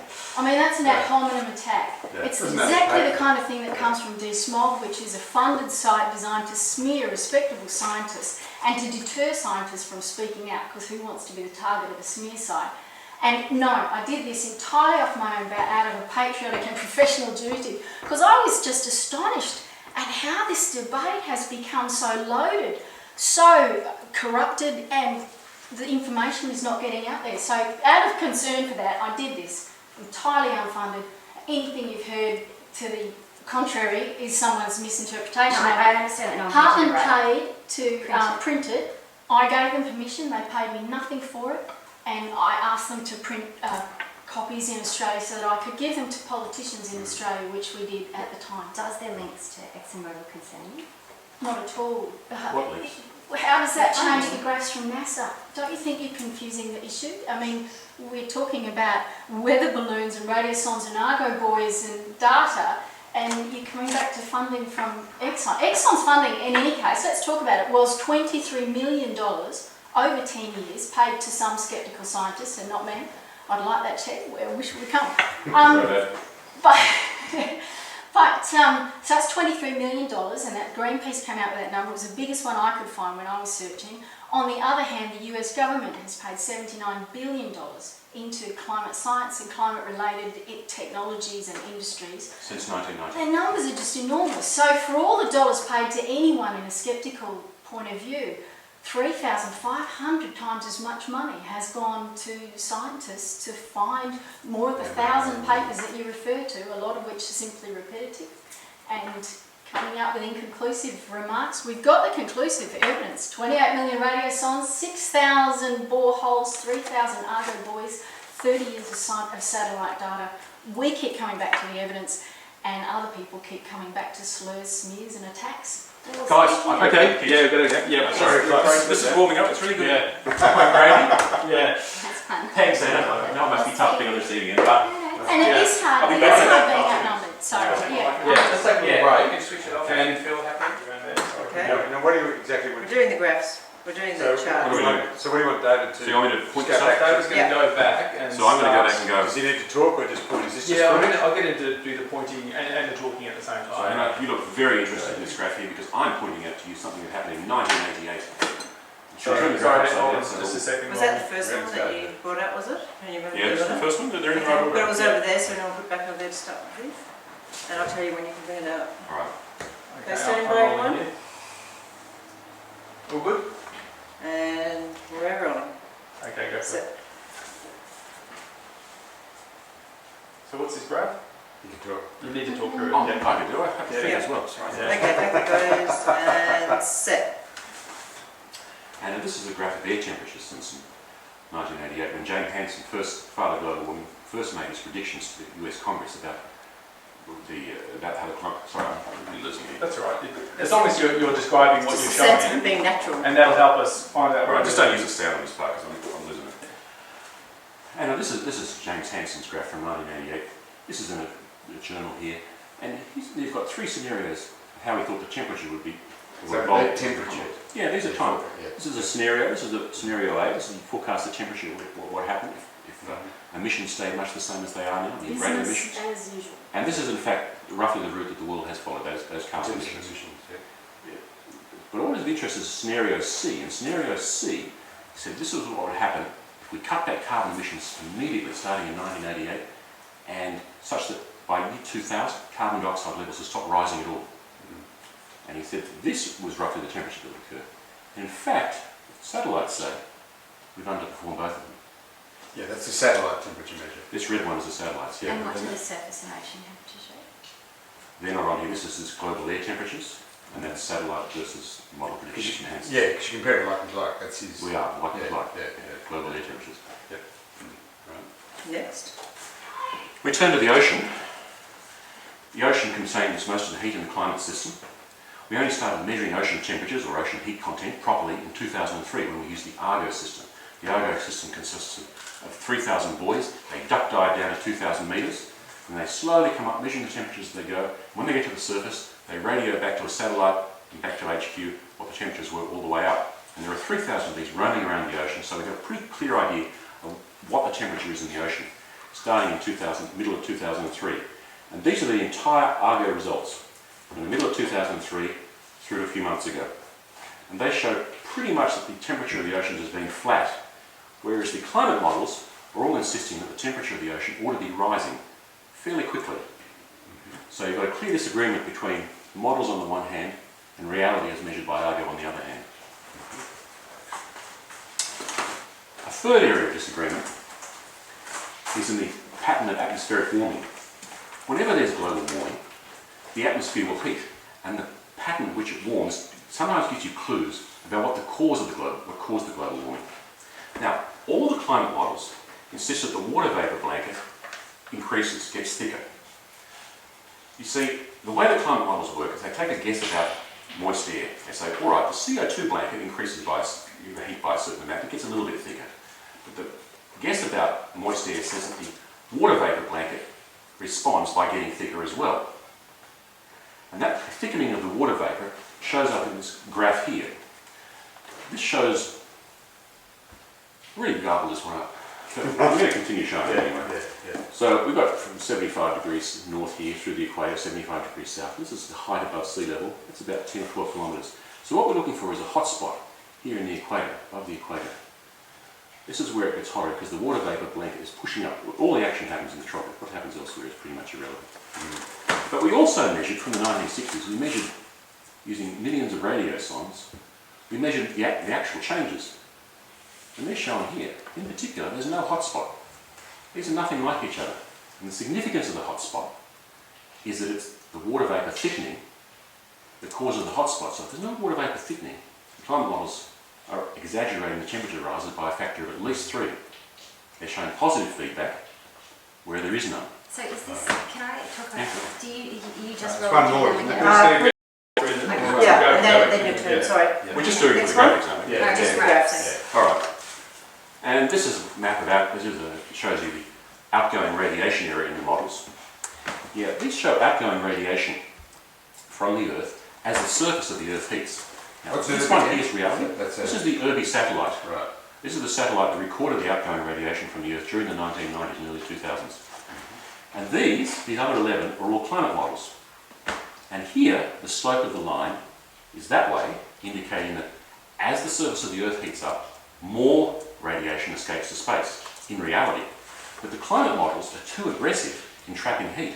And they all show the opposite. They say that as the surface of the Earth heats up, less radiation gets out to space. Sure. And that shows that the climate models have got this fundamentally wrong. There's a fundamental flaw in the climate models, and it's to do with the water vapour blanket and heat trapping. Any more? What was the Want to check the thermometers? thermometers? All right. You ready, Max? Yep. Here's an example of how they use thermometers. That's the thermometer in there. Now, you've got an air conditioning duct here. Air conditioners emit hot air. You've got a refrigeration duct here. The refrigerators let out some hot air. You've got decomposing sewage. You've got concrete reflecting heat, and you've got a windbreak. So that thermometer is just measuring the temperature in this courtyard. It's not typical of the area around it. And this is in a warming locality. And it can't be used, or shouldn't be used, to measure global warming, but it is. And the records from this thermometer are in the global warming records as produced by Goddard Institute of Space Studies, GISS. This one's a real shocker. Here, there are 2 large air conditioning units there. There's a car park here with hot engines, and of course there's asphalt and concrete and a windbreak. This one is in northern Norway. This one's interesting. Here's the airport lounge, and here's the runway. So planes often come in here, jet planes, and there's the thermometer there. So the thermometer occasionally gets sprayed with blasts of jet air, from hot air exhaust from the engines. It also gets hit from stuff from the de-icing machines that go along here. And it gets radiation from the tarmac at night to keep it a little bit warmer than the surrounds. If they were serious about using a thermometer here to measure what the surrounding area was like, they'd put the thermometer out here, or over here, somewhere in the snow. So using that thermometer for the purpose of measuring global warming is wrong. Look. Sure. Here's an example of a thermometer in an urban area. This one's in Baltimore in the United States. There's lots of urban heat coming in here from cars, buildings, everything else. This is on the top of the building. There's a thermometer there, and they've placed it very close to an air conditioning unit. I mean, if you're at all serious, even if you had to do it in this location, put it on the other side of the building, surely. Not near the air conditioning units, and the air conditioning units are releasing hot air. And what about the one about the, I think we've got enough of those, the, The Sherwood one, the colouring in trick. correct, yeah, correct. What the one you thinking of? Yep. Yep, okay. This is an example produced by Steve Sherwood. It's at New South Wales University and was at Yale. Steve Sherwood published this in the Journal of Climate in 2008. And he used the same data that I showed you earlier for the hotspot. Let's put them back together. There's one again. Alright, let's have that there and I'll done this one. Okay, ready? Mm-hmm. This is a graph from Steve Sherwood, who's at Yale and now at New South Wales University. He published this in the Journal of Climate in 2008. And he took this data, and instead of just using the thermometers in the radio science, he used the wind meters instead. And he had a theory about wind shear, and he applied this in his computers. And he came up with a different picture of what he thought the temperatures were. Temperature warming pattern in the atmosphere in the last 30 years. Now, without arguing about the merits of using wind meters to measure temperature, there's a problem with this graph, and that is that the scale shows 0 if there's no change. If there was no change at all in the atmosphere's temperature, Sherwood's graph would be all red. Now I ask you, is there any reason you'd choose a shade like this other than to deceive people? Because every other graph that ever shows temperature always shows red as warming and blue as cold. But here, he's given the misleading impression that there's a hotspot. And indeed, the alarmists used this for a couple of years to quell questions about whether the hotspot had been found. They said, oh yeah, we found the hotspot. Yeah, sure we found it. So he's saying that this is cool He's saying that blue's cooling. and that green is Green slightly is mild cooler, cooling, yeah. and then that this is, And he reckoned this was warming. yeah. But that's a departure from all the standards used in graphs like that, and all of the graphs we're comparing it with, and here's a compilation. This is again. the IPCC. Always, the story is the warm colours, the yellows and oranges are above 0 and the cool colours are below 0. And that's one of those universal standards everywhere, and this has changed it, and it would appear that it's designed to produce a result which looks like this. What's By Sherwood's changing the explanation scale. for this? What's he I saying? don't know that anybody's ever asked him. Really? We'd love to ask him. We've invited him to the debate next month in Perth, but I think he's accepted. Okay, now Great. I think we've got all the cutaways we need. Okay. I'm just wondering, am I going to be in your shot if I'm around there to get Anna and No, I'll frame it out. Okay. Go for it. Let's see. This guy's.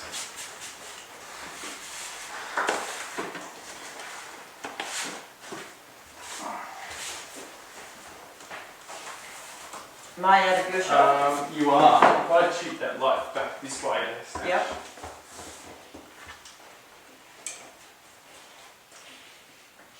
So I'm putting Anna's shadow back on the Yeah, that's okay. graphs, but that doesn't have enough. Yeah, as long as David's looking okay. Okay. Am I standing in the right place? Yeah. Let's Thanks. step back into So what's next? What do you want to do next? We'll let Anna have a response to those first four. Okay, Okay. Yeah. sure. So just hold on. Do you want to point to the graphs at all? Or you just want to Yeah, well, we'll bring them out one by one so that there's something to I'll talk get about. them all reading. So this is Anna talking. Yeah.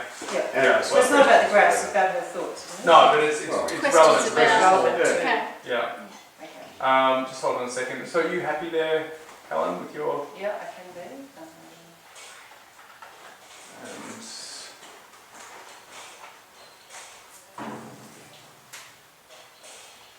Hang on. This is fine. Actually, it's not bothering me, so no, it's all We're right. not picking them up. it's not bothering me. Do that. Do that. Thought they were breaking something. No, just counting their money. No, breaking things is much noisier than that. Okay, I'm happy. You happy, Helen? Yep, and rolling. Okay. So thank you for taking the time to explain where you're coming from and to show me the graphs. Thanks for listening. You're welcome. there's so much that I want to go through in terms of the science. It's difficult. Yeah. I've been reading a lot of science that contradicts what you're saying, so I'd like to be able to go through that. I've got a few things to show you there, but before we do, I was really glad that I was coming to meet you, because I did read something on your blog a while ago that it upset me a bit and made me a bit offended and a bit hurt, because you were talking about the death threats that scientists had received, and you said that when the rock star fame is waning, a highly publicised death threat is a way to win sympathy and keep the celebrity factor rolling. It also makes your opponents look like criminals. Convenient A. And then you said this is sheer beef it up spin in a new blog post, making a mountain out of a molehill, clutching at straws in desperation to eke out a PR victory from the dregs of a fading scale. And I wanted to show you both a death threat that I received that to me was not making a mountain out of a molehill. We reported it straight away to the federal police. And I worry that some of the debate that's happening on your blog may be encouraging things like this. The comment section. Sorry, where's the district? So here it says, Whereabouts? you might want to read it. Just point, whereabouts? Sure. Just this one here. Yeah, well, that kind of stuff is appalling, and I would never condone statements that suggest anything violent. I wish this debate was polite. The first and most important thing I put on my requirement for comments on my site is please be polite. I want good manners in this debate, because good manners are the only way we can stick to the science instead of getting involved in attacks on people, which is so not what this is about. We should be worried about what the climate's doing and what the data's reporting, not on things. And people are very angry, and yeah, that's a shame. And I never support, I never condone that kind of violence. My comments were made in relation to what was put out by the ANU and others in June this year in a hot political climate in Australia, and they were saying skeptics are making death threats, and we were saying, well, where are they? Show us the evidence. And what they put forward was a letter from 4 or 5 years ago, which was during the Howard government, before I started blogging and everything like that. One letter from 5 years ago, they put forward rude arguments, kind of similar, with lots of swearing. It's so unnecessary, it's so boorish, and I don't want people to do that. And they were 16 months old. So when I say that people are hyping up things, I was referring to a 5-year-old letter and 16-month-old rude emails, and the rude emails had no evidence of death threats. They were just very rude and unnecessary. So you'd have to agree that was beefing things up in that political climate. None of this was put forward. At the time when those things were released to the public and the statements were made, there were no reports to the AFP, there were no investigations, people were not following things up. You can see how easy it would be for someone who didn't like us to make up death threats, to throw them out, and then to say, oh look, the skeptics are being horrible. And we're like, well, can we just get back to the scientific evidence? And if there is a real death threat, then we want a real investigation, because those people should be prosecuted, because there is no excuse for doing that kind of thing. Anna, I think you're right to be upset about this. We get mail like this reasonably frequently, apart from that line there. That's a shocker, that's what the threat there. Yeah, well, I mean, you should have reported that to police. of course we did. Yeah, and that's what climate scientists have been doing as well. But I feel like well, Joe, it's quite say climate science, there's never been any evidence from just of that. Yeah, we get very nasty emails too. This is the first genuine death threat, or something that can be interpreted as a death threat that I've seen. I feel though, like what you wrote on your blog, this is sheer beef it up spin, making a mountain out of a molehill. Don't you agree that issuing a press release about 5-year-old letters about a comment made in passing by an anonymous person and by rude emails that are 16 months old is sheer beef it up spin in a current environment, to claim that there are thousands of death threats and to claim that they're increasing when in fact the evidence is quite old? I mean, that's beef it up spin. Several months ago, a climate scientist had a noose brandished in front of him as he was about to speak at a conference. Where and when? In Melbourne, it's on YouTube. I mean, this happened very recently. Okay, and I detest those kind of things. So I want to get the violence that. out of this. I don't see why I can't be responsible for the actions of other people. I can only do what you do and say, we want a polite debate, we want to talk about the evidence. But then writing things like this about when So if they is do waning, wild it beef just- it up spin, I'm not allowed to say that it's wild beef it up spin. If the climate scientists stuck to reporting the genuine death threats, if there are any, and real investigations, and they stuck to saying what was out there, then I couldn't accuse them of spin. I feel like you were insinuating though that this is somehow people are sending themselves death threats. And I did not send that to myself. No, and I'm not saying you did. As I said, you've put this in front of me now and I've never seen it before. Yeah. And I have no idea what the police investigation has turned up, if anything. And, you know, I hope that if someone did that, then they should be held to account for it. I'm saying that this stuff is so common and it seems to be getting worse. And I am worried about places like, not the stuff you write, but in the comments of your blog and some of the things that... If you see a comment that you dislike, please let me know. I'd like to remove comments which suggest any form of violent intent, and I try to keep on top of that. I've only got volunteers, I'm not paid. As much as I can, I remove any threats of violence from both sides because to me it's just wrong. Should be about the evidence. Okay, all right, well, it sounds like we both agree. Is that something that we agree on? I mean, that's It's got to you get know, beyond. about the debate. Yeah, the debate's been shocking. Yeah, I The mean, tone has been awful. And can we say can you just talk amongst yourself about that? Well, Because that's- Yeah. you know, the idea that calling us deniers is name calling from the beginning. It's designed to stop people listening to any arguments put forward. If you ask people just to explain in English, what is it we deny, they can never name any scientific point or paper that we will not discuss. They can't name any empirical evidence for any warming greater than 1.2 degrees, and we have asked continuously and on our blogs and around anywhere we could. No one can point to that kind of thing. No one can say we deny anything, and yet they keep calling us deniers with these illusions of Holocaust and sympathy with Nazis and whatnot.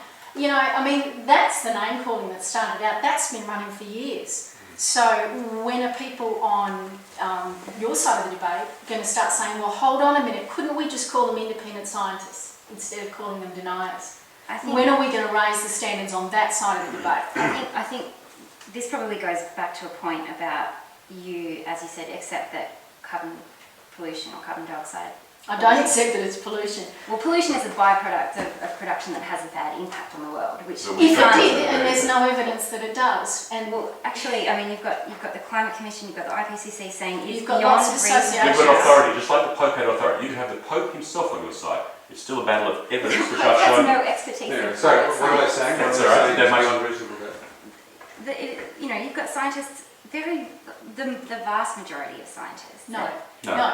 So, No. well, We can name more scientists than you can. The Petition Project has 31,500 scientists named. It's been checked twice. It was done by It has names volunteers. like Mickey Mouse. It No, had it's names not. like that on It's the not. first round, and you're ignoring the second round. 31,500 scientists have named it. It's been double checked. 9,000 PhDs. That's never really been reported to the public. It doesn't prove anything, okay? It's an argument from authority. Just because we outnumber you, we never say we're right because we outnumber you. We outrank you as well. We've got the Nobel Prize winners like Ivor Giava on our side. We don't say we're right because we outrank you either. We just say there is another side to the argument. Can we put both sides forward? Well, the vast majority of scientists, No, 97.5% the vast majority of of climate the scientists. climate, which was Of 75 the government people. climate scientists in the Western countries. Did they tell you that was only 75 people out of 77? There have been numerous studies that show that the absolutely overwhelming vast majority of climate scientists And they who can are name peer-reviewed- 75 scientists out of 77 in that, and it was a 2-minute study done on the internet, Oh, which just asked them if the world was They might have warming. answered yes. We agreed. We say yes, it's warming. So, you know, that's inane. And to also, the report Chinese that. climate establishment thinks it's a load of hooey. The Russians have always said it's rubbish and said it's due to the sun. The Indians disagree with it, and their national report Where on are you it. getting this information on China? Because I was just over there meeting with people who are doing a lot of work on climate science in Beijing, and the government They're accepting a lot of Western absolutely money. accepts the If you go to a science of Chinese climate bookstore, change. you'll find books in there saying that it's all a plot against Western countries, Not against basing developed this on nations. Chinese There are And- plenty well, of Chinese that's a government studies, but- bookstore, and they wouldn't be in there. I'm also basing it on what the Chinese said after Copenhagen. The Chinese were saying during and after Copenhagen, they were saying, we're not signing this agreement because we're not convinced that CO2 is the cause of the problem. That's almost a direct quote. They said it over and over again. So that's why I'm saying the Chinese aren't buying it. I disagree. Okay. Okay. So, but I mean, we have, when you asked where is the evidence, I do. Have you got any evidence? Can you name any? We have gone through this conversation for an hour now, and we haven't had any evidence from you, Anne. Well, I was not really allowed to respond as you guys went All right. through Your turn. the graph. So, Okay. but I mean, so you've got climate scientists here saying a very large body of observations, experiments, analysis, and physical theory points to increasing greenhouse gases in the atmosphere, with carbon dioxide being the most important as the primary cause of observed. Right, that's evidence of a climate scientist. It's not evidence that. So, Yeah, so, people so do. when you It's their opinion. say, I mean, you do accept that there's climate change impacts happening. And We accept that climate change has been going. It's been going on since the depth of the Ice Age in 1680. We've been in a warming trend since 1680, and yes, it's continuing to what warm. are you? I'm not sure what you're proposing is causing this warming. We don't have Not to proposed. propose anything. We're not asking for billions of dollars and trillions of dollars in a scheme. We're saying, could we spend our public money, our taxation and other dollars on useful things, So like medical research, instead of on solar panels made in China, What you're which asking aren't going to for- help the environment? Aren't you concerned if they spend billions of dollars on solar panels that they're not preserving any environment, they're not saving diversity, they're not making any difference at all to the global temperature? Not one bit. But you Isn't say you that a don't have waste to of prove taxpayer money? anything. You We say- don't have to prove anything Because you're not asking for We're anything. not asking for any money. We don't have to explain the entirety of how the climate is controlled by the multivariable factors that to control our climate. It's a mystery. If we could explain that, there would be climate models which would forecast ahead of time when there were El Niños or when there were La Niñas coming. They'd be able to say, farmers, worry about this next season because the next season's going to be wet or hot or cold or something. You're confusing They weather with can't. climate now. No, yeah, what is climate? Lots of weather. Yeah, 30 Lots of year little period. slices of weather. Do you know the climate models, when they come up with their 70-year predictions, do that by breaking things down into small time zones and small parts all around the planet. They then figure out what goes on in each small bit and they add up all the small bits to come up with a long-term answer. Now, if they get all the small bits wrong, all their predictions of local rainfalls and temperatures and things are wrong, how can you add up thousands of errors on a global model and come up with an answer that's right? So you're saying that because you're not asking for money, you don't have to prove anything. No, we're saying CO2 didn't do it. We've got the evidence to show it. Well, we're saying we also don't put it- prove you the haven't got models the are evidence. wrong and that this is a baseless, scare, waste of money. I feel like actually you're asking for quite a lot, which is for the world to take a huge gamble and choose not to act on the very small chance that you might be right. That's asking Yes. for Ah, massive. Well, yes. we presented 4 bits of evidence here that the climate models are fundamentally flawed. They're Well, totally wrong.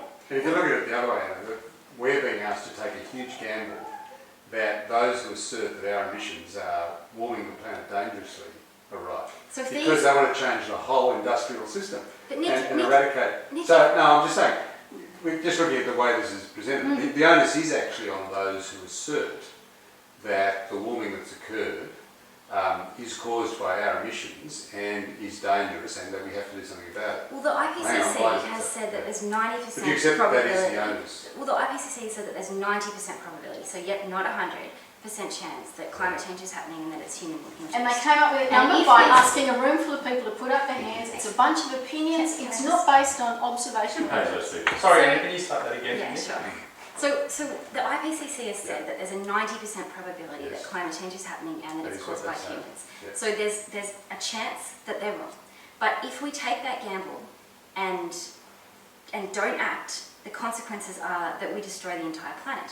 Or Well, we could, so- actually I don't think it's funny because Sorry. I'm still going to be alive and your kids are going to be alive. The and we planet have is to- not going to be destroyed. And there's no evidence for it. We've showed you the climate models. There are 4 different independent ways we showed you the climate models are fundamentally flawed. They haven't got a clue what's going on about carbon dioxide.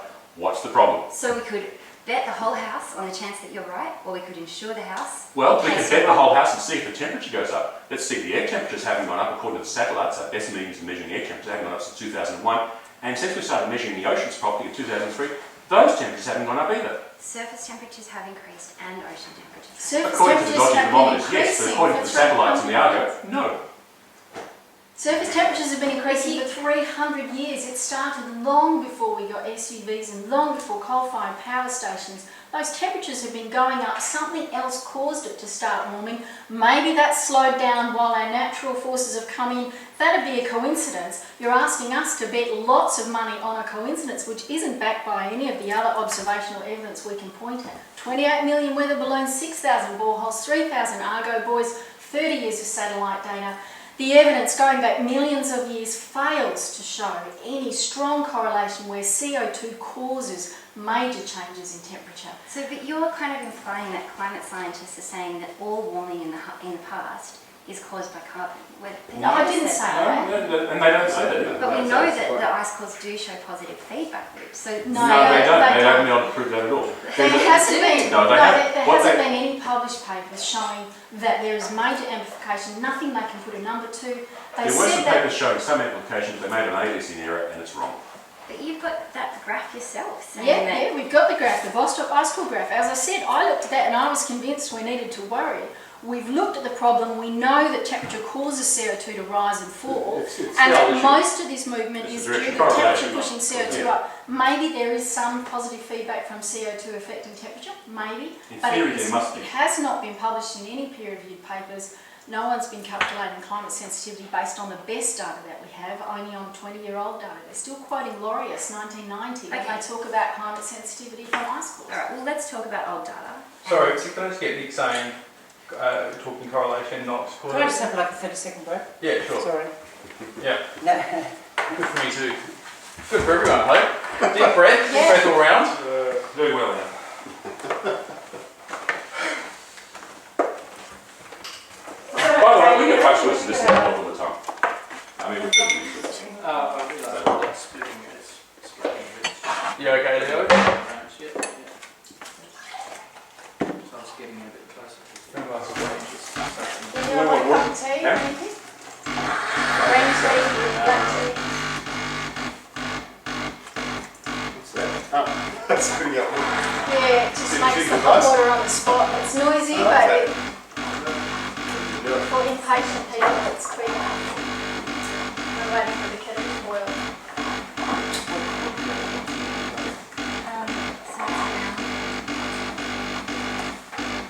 It's more than that. Nana Lower, it's weird. That's where Never we go. actually. Yeah, That's the volcano. Heroes of Town, is it? Is it? Oh, I'm not sure. Yeah. I think Hero's the new Is nation. that the name of this? Nana Lower is the name of the island, and I think the name of the volcano.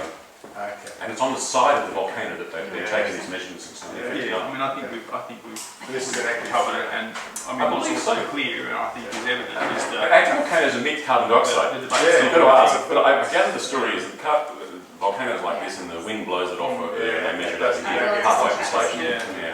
It That's a correlates good thing to do. Look, doesn't it? feel it free correlates to, with CO2 measurements but, elsewhere in the world, so yeah. we haven't that problem. Okay. maybe, Yeah, but look, maybe I'll let inside an you active volcano. deliver your No? It's a fascinating points. I did it in Vanuatu. You can go. Well, no, just deliver them now, Okay. but It's without amazing. the All up the debate, side of because I this think we're going to get bogged down in the You debate, lie down your guts and we'll lean come to over, a you lot of see this stuff later on in the program anyway. Bubbling away, So. it's incredible experience. Heat your face? Like, That's hot, yeah. And of course, nothing is alive around it. The place is like a barren wasteland. And it's all, because it's Vanuatu, it's rough as guts, there's no safety fences, nothing like that. So it's a major structure. But it's one of the most memorable and fascinating things I've ever done. Because when we pick this up, Anna's got a couple more things she wants to respond to. I might just let her actually have her response, Yeah, just let's film that response, because I know that on each point we'll get bogged down into a fairly intractable well, debate. I think we'll we've have a established couple of that goes there, really. really, so just Yeah, Just go so there. we'll just get this. So and Listen to. yeah, Yeah. we're doing this in Yeah, I see. Okay. We haven't really talked about Yeah, training. there's lots of things going to talk about. yeah, and there's so much We'll that have to we relay can next week. talk We'll about. go all day. Well, one day. We should ask these guys to come to an A1CC meeting. Yeah. Or I bet you if we put on in Sydney or Canberra or somewhere, we put on just said, come to a town hall, you two can debate, or you can get someone in the four of us will debate or something like that. I bet you would get a huge crowd. We'll say, it's just going to go for a few hours. Yeah. And we're just reasonably polite about it. We can show graphs and stuff on a PowerPoint sort of thing. We can go back and forth. Have an open bar. You can come and go as you choose. Yeah. Okay, All right, let's do it. Okay.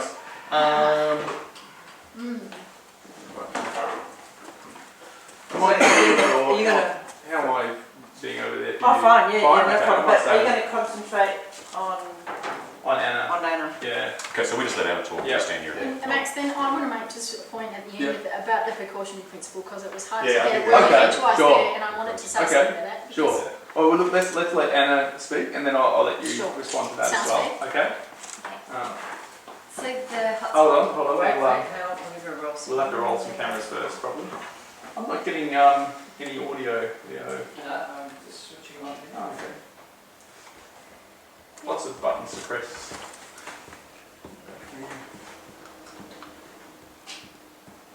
Sorry, I might just. 100,000 people into our I kitchen. might change it back. I'm going to be hard, Should be sharp. So Wanna we've been throw that one on? Yeah, suck it up. It's alright, get on it. They got a million for that Julia and Tim show. Last night? I don't know, we were talking about Right, the just, first, I don't know what they did got you, last night, did but you the hear? first time, it? last week, we Last got a million night, people so watching. I don't This is know. It pretty must be weird. tough being a politician and having that kind of. Oh, I don't agree with them doing that, I think that's wrong. You know, Yeah, I think that crosses the line. Setting up a serving Prime Minister, whatever. I haven't watched it, but I would prefer that. Yeah, I think that's the right thing to do. That's what I'm amazed at million people would watch it. But then I'd hate to Sorry to get under. clamp down on free speech. But Yeah, It's a car crash effect. Yeah. Everyone wanted to see how bad it could be. Yeah. And it wasn't as bad as they thought, so probably. Right, right, right. I wonder how many videos Okay. they can come up with. Yeah. Alright, you told the plan about climate change. All right. Don't want that. Give me a Ready to roll? And yes, let's go. Okay. And. Okay, Anna? Yeah. Okay, all right. I'm not a climate scientist, so this is coming Neither from what I'm reading from climate scientists around the world and in Australia. One thing I am concerned about in terms of your hotspot argument is that the data that you're using is 13 years old, and that one of the, it was Sorry, released in I had a 2006, mistake, but it was, yes. Sorry, Sorry. cut. You got a technical issue? Who have you lost? Oh, sorry, it's just one hit, Rookie error. Okay, where are you going to Okay. go? You're going to stay on Anna? Do you want to Oh, go? I got you. Can you, Shit, yeah. Drop me oh, the- you know what? Actually, could you get a reverse on Nick looking at Anna, and I'll stay on Anna, just so that. Yeah. Yeah, okay. You yeah. stay on I Anna. think- and- yeah. Well, you should do the reverse. I should have the. Just because it's always been this camera on Anna, so Okay. it'll probably match more easily. Yep. Now you got to hand start again? Or- Yeah, I'll get Yes, it at the beginning also. again. this is tiring. It is Yeah. hard. It is hard. Nice isn't of you it? to sit, isn't it? Yeah. Okay, and we're rolling. Off you go. One of the things I'm concerned about when it comes to your hotspot argument is the fact that the data that was taken 13 years ago. And one of the people who was part of that original study, a guy called John Christie, he was part of that study that cast doubt over the hotspot, and he has said, he's updated his views to say previously reported discrepancies between the amount of warming near the surface and higher in the atmosphere have been used to challenge the reliability of climate models and the reality of human-induced global warming. This significant discrepancy no longer exists because errors in the satellite and radio song data have been identified and corrected. New data sets have also been developed that do not show such discrepancies. So when you have one of the original That was in the temperate zone, not the people- tropics. What I showed you was for the tropics. But when you have one of the original people Yeah, that was for the temperate zone, not the tropics. And when What I was showed that you was comment the made? in a second study, so as far as I know there have been 3 studies that have said that what you're arguing is wrong, one in 2003, 2005 and 2006. Oh, they go on longer There than have that. They been go back and dozens of forth. studies There's and been it goes. quite a few of them now. Yeah. So Every these 6 are months just someone the- puts out something on either side. These are just the three the period. No, that's reports old. that I have. That's temperate zone Very stuff. It's old. not tropic zone. But see, Sorry. they'll say that your data is old. The data is old because the only data there is. We have to get the data during the warming period. The last warming period was 75 to 99. That's what the area. That's the period that the data covers. Well, we can all see on the graphs that the world hasn't changed temperature much in the 2000s, so it would be kind of pointless to look for a change in the upper tropospheric warming zone during a period when the world didn't warm much. So when the world did warm, we agree, 1980 and 1990s, we can't find any evidence, and they have reanalysed that data for that 20-year period over and over. And no matter how many different ways they adjust and look for cold biases and warm biases at the right spots, they haven't managed to publish a convincing study showing that the models fit with the observations. McIntyre, McKittrick and Herman published a paper in 2010 showing that the models disagreed, but only by 400%. So It was huge. I mean, Linson disagrees with you on this. No, he agrees with us. We're in No. contact with him. He agrees. Well, That missing hotspot is due to lack of evaporation, the lack of the upper, water vapor layer pushing up in the we'll talk to Lindsay when we meet him. Yeah. But I've seen a statement from him that I'll send you Yeah. afterwards saying that actually this is no evidence that climate change isn't happening. It's got nothing to do with whether climate change is happening. We agree climate change is happening. And that It is. He The says, issue is whether there's positive feedback. This is evidence to suggest that there isn't positive feedback. Lindsay argues that trying to use this to say, this is my understanding, Yeah. but Lindsay says trying to use the hotspot to say that there's no climate change and that it's not human induced is incorrect. Oh, well, I haven't seen that, but It's very we'll racist. hopefully have a chance to put Yeah, it to it. we will put it to it. Yeah, ask Lindsay whether he thinks the models are right Yeah. and whether their assumptions on the Because tropospheric. that is his area of positive feedback. It seems that what we were discussing earlier is, and as you have also said, that carbon does cause warming 1.2 degrees. And, Up to if it doubles. and then what we're arguing beyond that is about feedbacks. That's right. That's right. So That's we're not the core of the disputing argument. that carbon dioxide causes warming. Yes, No, we're I'm not. not disputing. Does We're it cause disputing damage whether for it's it, and is it a serious. problem?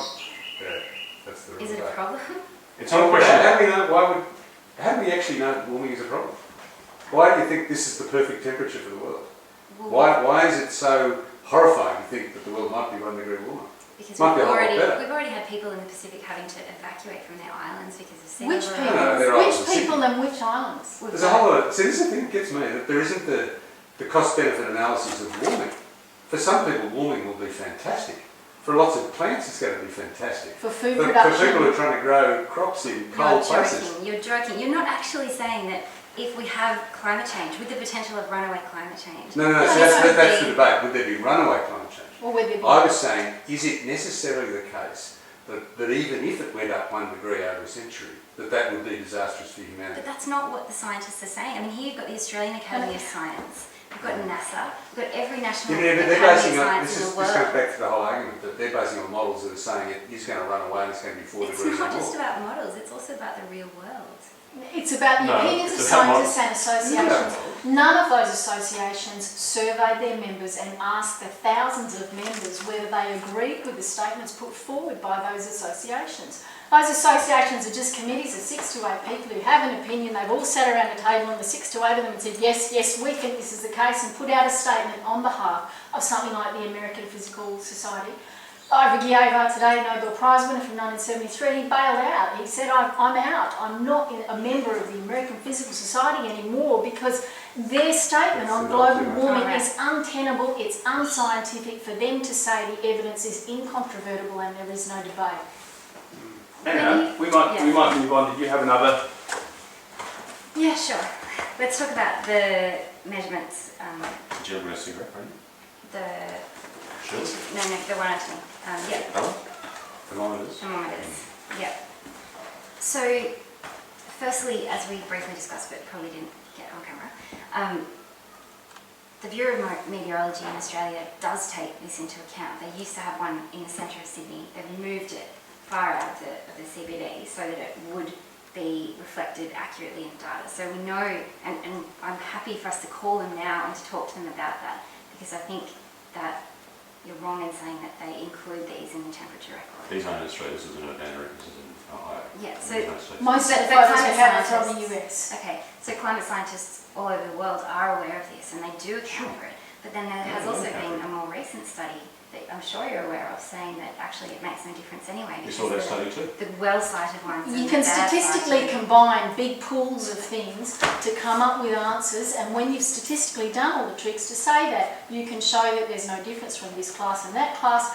But you look at these and ask yourself, looking at this, do you believe that that thermometer is accurately measuring the temperature to within 0.1 or 0.2 of a degree, which is what this is all about? And how can anybody look at that and not say, well, you know, this is not very good science, this is not very good data, we have some question about it. Bottom line is, Anna, these thermometers give rise to a temperature record that's different from the satellites. These thermometers show it's still warming, and the warmest year was 2010 or 2006. We use the satellites, the warmest year is 1998, and the warming probably stopped in 2001. So who are you going to believe? The satellites that go around 24/7 and measure the whole planet, or a bunch of thermometers like that? Are you saying that the world has, I don't think you said this, but are you saying that the world hasn't warmed since 1998? I'm saying that the warmest year, according to the satellites, was 1998. The warming trend stopped in about 2001 or 2. It's pretty much flattened off since then. That's what the satellite And shows. that's backed up by the Argo data for the oceans, which shows that it really hasn't been warming, it's been flat So, in the ocean data since 2003. how do you explain this with this Because green line from NASA? if you condense enough data down and you make the time span long, you're really not able to see any of the data here. There's 0.8 of a degree from bottom to top there. So this difference between them is about 0.2 of a degree between That's the from satellite 1850. and between the surface star. That's 100 0.2 of a principally, degree that in 30 It's years just makes a showing from difference. there on. And notice how the green one, the GIS one, keeps going up more than the others. So- This is out there on its own, using those little corrupt thermometers, Now and it's too warm. that difference might not be It's cheating. statistically I really- significant yet, but it's still a big difference on the kind of scales that we're talking about. I would be careful about saying that NASA is cheating. The satellites are run by NASA. It comes from the NASA Yeah, Aqua what's satellite. that? This is cheating. Well, We're saying you some said parts about of this NASA. green line, which is NASA. We're saying Well, that some parts of NASA, well, a couple of those are NASA. Some parts of NASA are concealing the failure of the models by exaggerating the temperatures. And one way they do it is to use thermometers that are placed too close to artificial heating sources. It seems though that you're focusing on some very small things whilst ignoring a big trend which is about long-term warming in correlation with carbon dioxide. Good, I was hoping you'd pick up a big trend. Here's the trend I want to show you. It's been warming since the depth of the Little Ice Age in 1680. It's been warming at about half a degree per century. And within that warming, there are periods of about 30 to 24 to 30 years of warming, then 24 to 30 years of cooling. And that pattern has been consistent as far back as we can see. Now, this part of this graph here shows the observational data period from about 1880 through to the current day. And it shows warming, cooling, warming, cooling, warming, cooling, about 25, 30 years each way. The last warming period was from 1975 through 2001. And the alarmist models just extrapolate that. But what's actually happened is that it's now fading away. The warming stopped going up according to the satellites into to Argo. And what's likely to happen for the next decade or two is that we get mild cooling if the pattern continues. So let's talk big trends. No, let's talk really big trends. Go on, this is my turn to throw out come this on. graph. Half a billion People years. call us, remember, we're called the deniers. Here's 600 million years of history. Sure, the estimates of uncertainty are enormous back here, but no one really disagrees that CO2 was a lot higher, 10 to 20 times higher back 500 million years ago. The world slipped into an ice age 450 million years ago when CO2 was much higher. The reason the CO2's been coming down there is life on Earth evolved then. It sucked that CO2 out of the sky. We're carbon-based life forms. Everything on Earth is designed, living things, designed to pull that carbon out of the sky and turn it into plants and whatnot. The long-term history, we've looked at every length of data there is. Remember, we're the cherry pickers, that's what we're called, and we're called the deniers, and there is no evidence we will not discuss and point to. There's no evidence in here that shows that CO2 is a major driving force of our climate. You don't think that carbon is a driving force? We don't think that carbon Yeah, dioxide is a driving it's a force very of our minor climate. part. We think it is. But We know that it it's a traps small heat. part. I mean, okay, Yes, we know this that. is- Yes, we agree. This is, which part of this equation do you disagree with? I We think I know, disagree but- with the numbers. Okay, so we know that humans emit greenhouse gases, Yes. including carbon. Yes, We know that carbon traps heat. yes, And we know that the world has been warming, Yes. surface, air and yes. ocean. Over a period of decades, right? It's been warming. Yes. Centuries. Century, yeah. So that's, It's not a slam dunk. It could be something else causing the warming. But And the what fact do that you the climate think models are is- so wrong and fundamentally flawed indicates that it almost certainly is something else. I disagree. Okay. I think that, Quite up to I you. think If you have any evidence, please present it. If you've got any evidence at all that carbon dioxide is the main cause of global warming, please let us know if it is. So far you've only quoted authority to us. You've quoted various authorities, admittedly scientific, but nonetheless you're just quoting authority. admittedly scientific, I See, mean, the that's what evidence- this debate is about. Yeah, It's about but- what's The science. Pope had his scientists too. They disagree with Galileo and they were wrong. I don't know why you keep bringing up the Pope. Because the Pope versus Galileo was a very old traditional case of the beginning of the Enlightenment. So you're Galileo Where- and I'm the Pope in this You're debate. quoting authority, I'm quoting evidence. And I don't want to return to pre-Enlightenment time where political authority and being politically trendy overrides scientific theory and, scientific evidence. And that is what I'm afraid is happening in this environment at the moment. We've got a huge name-calling campaign to suppress people who do point to evidence. We've got government spending oodles and oodles of money on propaganda telling us that we're wrong, and just to listen to them. And it looks like we've got massive political authority on one side of the argument and nothing on the other side. One side has got no resources, the other side has massive resources. So what's the downside to taking action? All right, good. I'm glad you asked. You mean as in Yeah, like the come back to precautionary this. principle? Yeah, Because come people back to quote that as, Because- why don't we take insurance? Well, what I said If your before insurance was costs about you guys $100,000, saying that we shouldn't act. If your And- house insurance cost $100,000, would it be worth taking? So There is most- a cost benefit to all insurance. What is the point of spending thousands of millions of billions of dollars if we haven't got any evidence at all that the models are producing reliable estimates of what's going to happen in the future? Alright, assuming that you're right, Mhm. even if, okay, let's use a really simple analogy. Yep. Most people take out car insurance every year. It's Sure. about $1,000. You don't get to the end of the year and go, damn, I didn't crash my car. Sure. So it's, Sure, so if the guys who are selling you car insurance are saying you need to spend $50,000 to insure your $50,000 car, then you'd be saying, well, hang on, why? And then they say, well, look at the accident statistics. And we say, well, let's look at them. And then they say, well, we're withholding all the data. We won't give you the publicly available data on it. We're hiding declines. They get caught saying that in their you're talking emails. about tree rings, I not know. temperature. And You're giving an analogy and I'm responding. If those guys said you need to spend $50,000 a year on your car insurance for a $50,000 car, I would ask to see the evidence. They hide the evidence, they won't admit it. They've been caught saying, we're hiding things, we won't give out the information, we're hiding declines and we're using tricks, and they've said all that, and taking you're both still of those saying, things okay, I'll completely out pay of $50,000 to insure my $50,000 car. what can we use to buy clean air, clean water and clean soil? Well, if- first we need evidence. We need to start with getting the policies right. Think about the precautionary principle. It's a bogus law of science. It isn't a law of science because it works for both sides. From our point of view, we're saying if you were to spend, as Obama is planning to, $3.4 billion on carbon sequestration, to pump carbon underground and store it underground, that's $3.4 billion which could be used to provide 46 million people with operations to cure their vision. So we're talking about 46 million people who could be cured of blindness, 100 million people could be given clean water, and you're choosing to say, well, we better stuff that carbon underground and let the 46 million go blind. What do you say to the mother in Tanzania who loses 3 kids to dysentery because they haven't got clean water? You say, I'm sorry about your kids. It was worth it though, because we've changed world temperatures by 0.0001 degree in over 50 years. I mean, where's the fairness in that? And people throw the precautionary principle, but we can throw it back just as fast. It tells you nothing about what you should do. Only a cost-benefit analysis that looks at both sides is worth doing. Feel free to throw anything back at me, but I think that you're setting up a false dichotomy. It's not we can focus on health or we can solve climate change. We need There to is do only both. so much money available in the world. Yeah, no, yeah. You're saying, well, we should spend gotta as make much choices. as we want, we can spend as much on insurance as we want in the unlikely event that something will happen. Do you Unlikely have that insurance that an IPCC asteroid could hit your house? The IPCC is Do you saying think that it's worth 90%. insuring that an asteroid could hit your house? If the car that I'm about to get into after we leave your lovely house was having a chance, if engineers told me that the car that I'm about to get into had a 90% chance of crashing, I would not get in it. Well, I'd So ask we the have- engineers for some evidence. But your evidence is coming from people who, frankly, Our evidence is coming from What? 28 million weather balloons, 6,000 boreholes, 3,000 Argo buoys, 30 years of satellite data, 500 million years of the best proxies that science can put forward.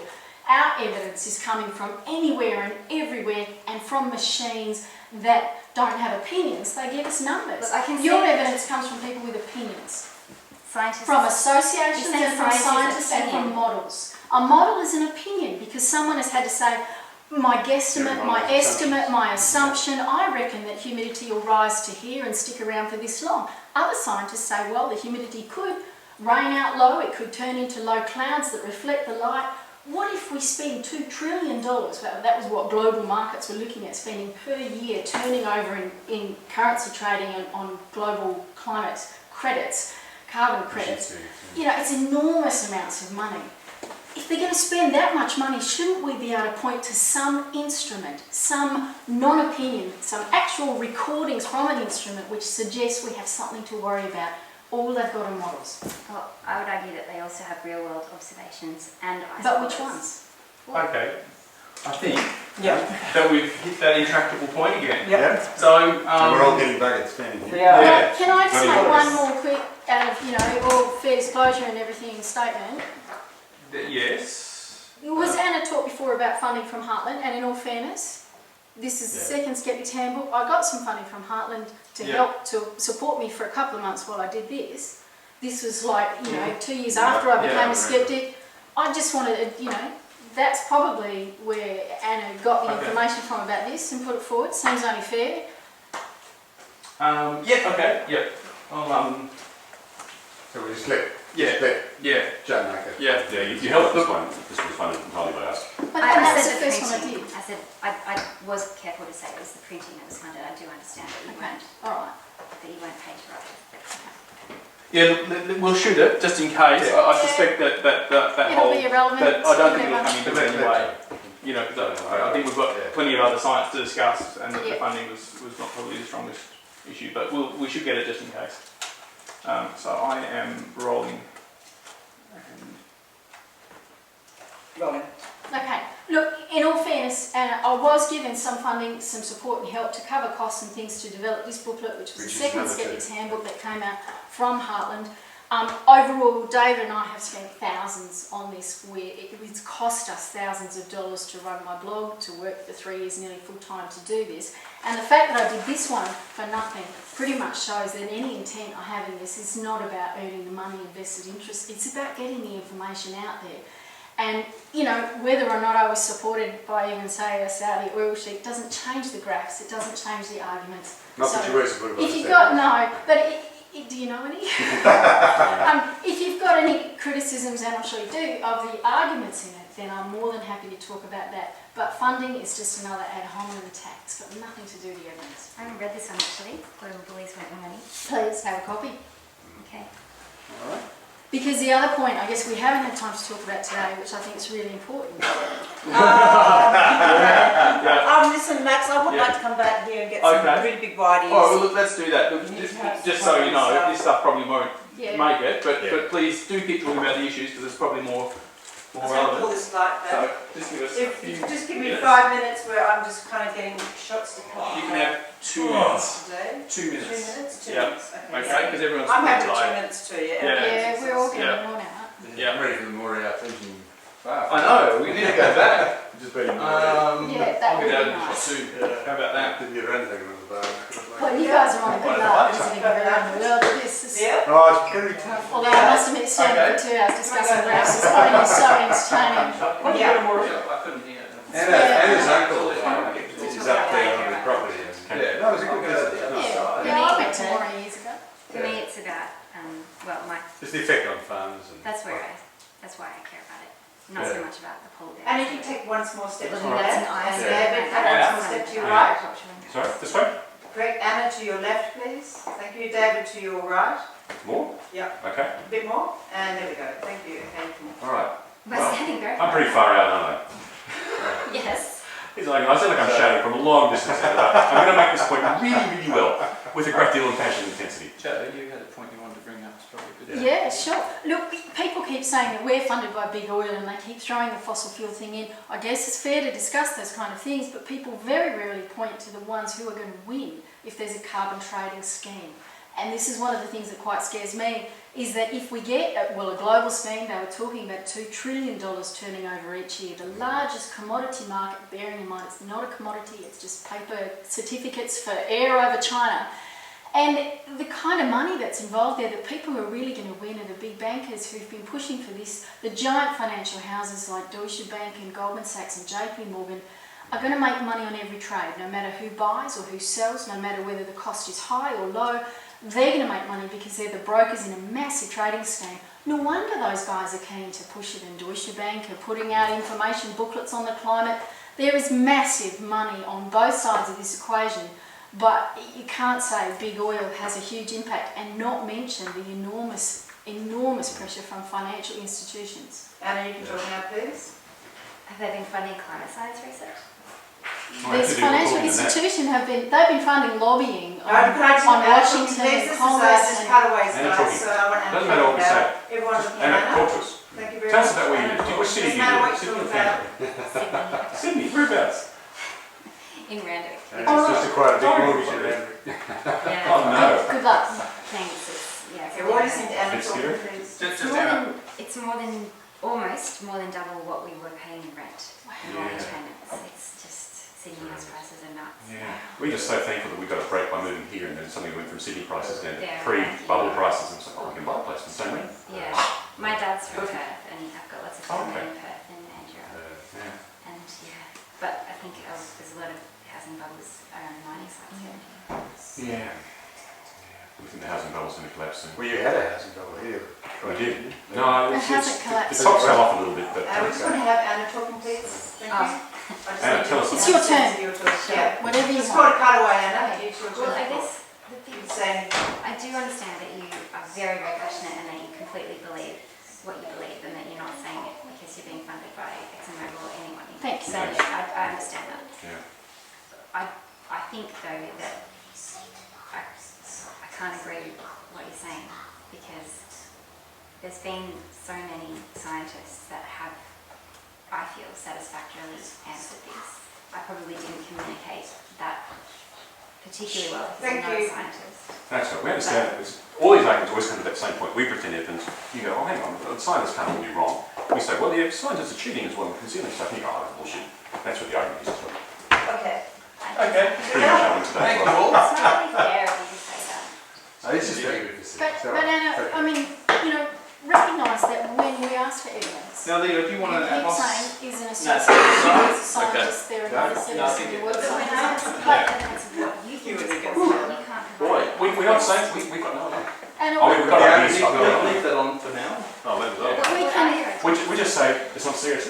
What do you think? well, you know, we can say Probably we're raise it impressed. Hampton, but We I can wouldn't say go play we're Ripley impressed Sundays, with I'm not work sure. like this, but that doesn't necessarily explain it all. It's until we get climate models that can actually predict the weather, we can't say for sure that we know what's going on. Yeah, we find this quite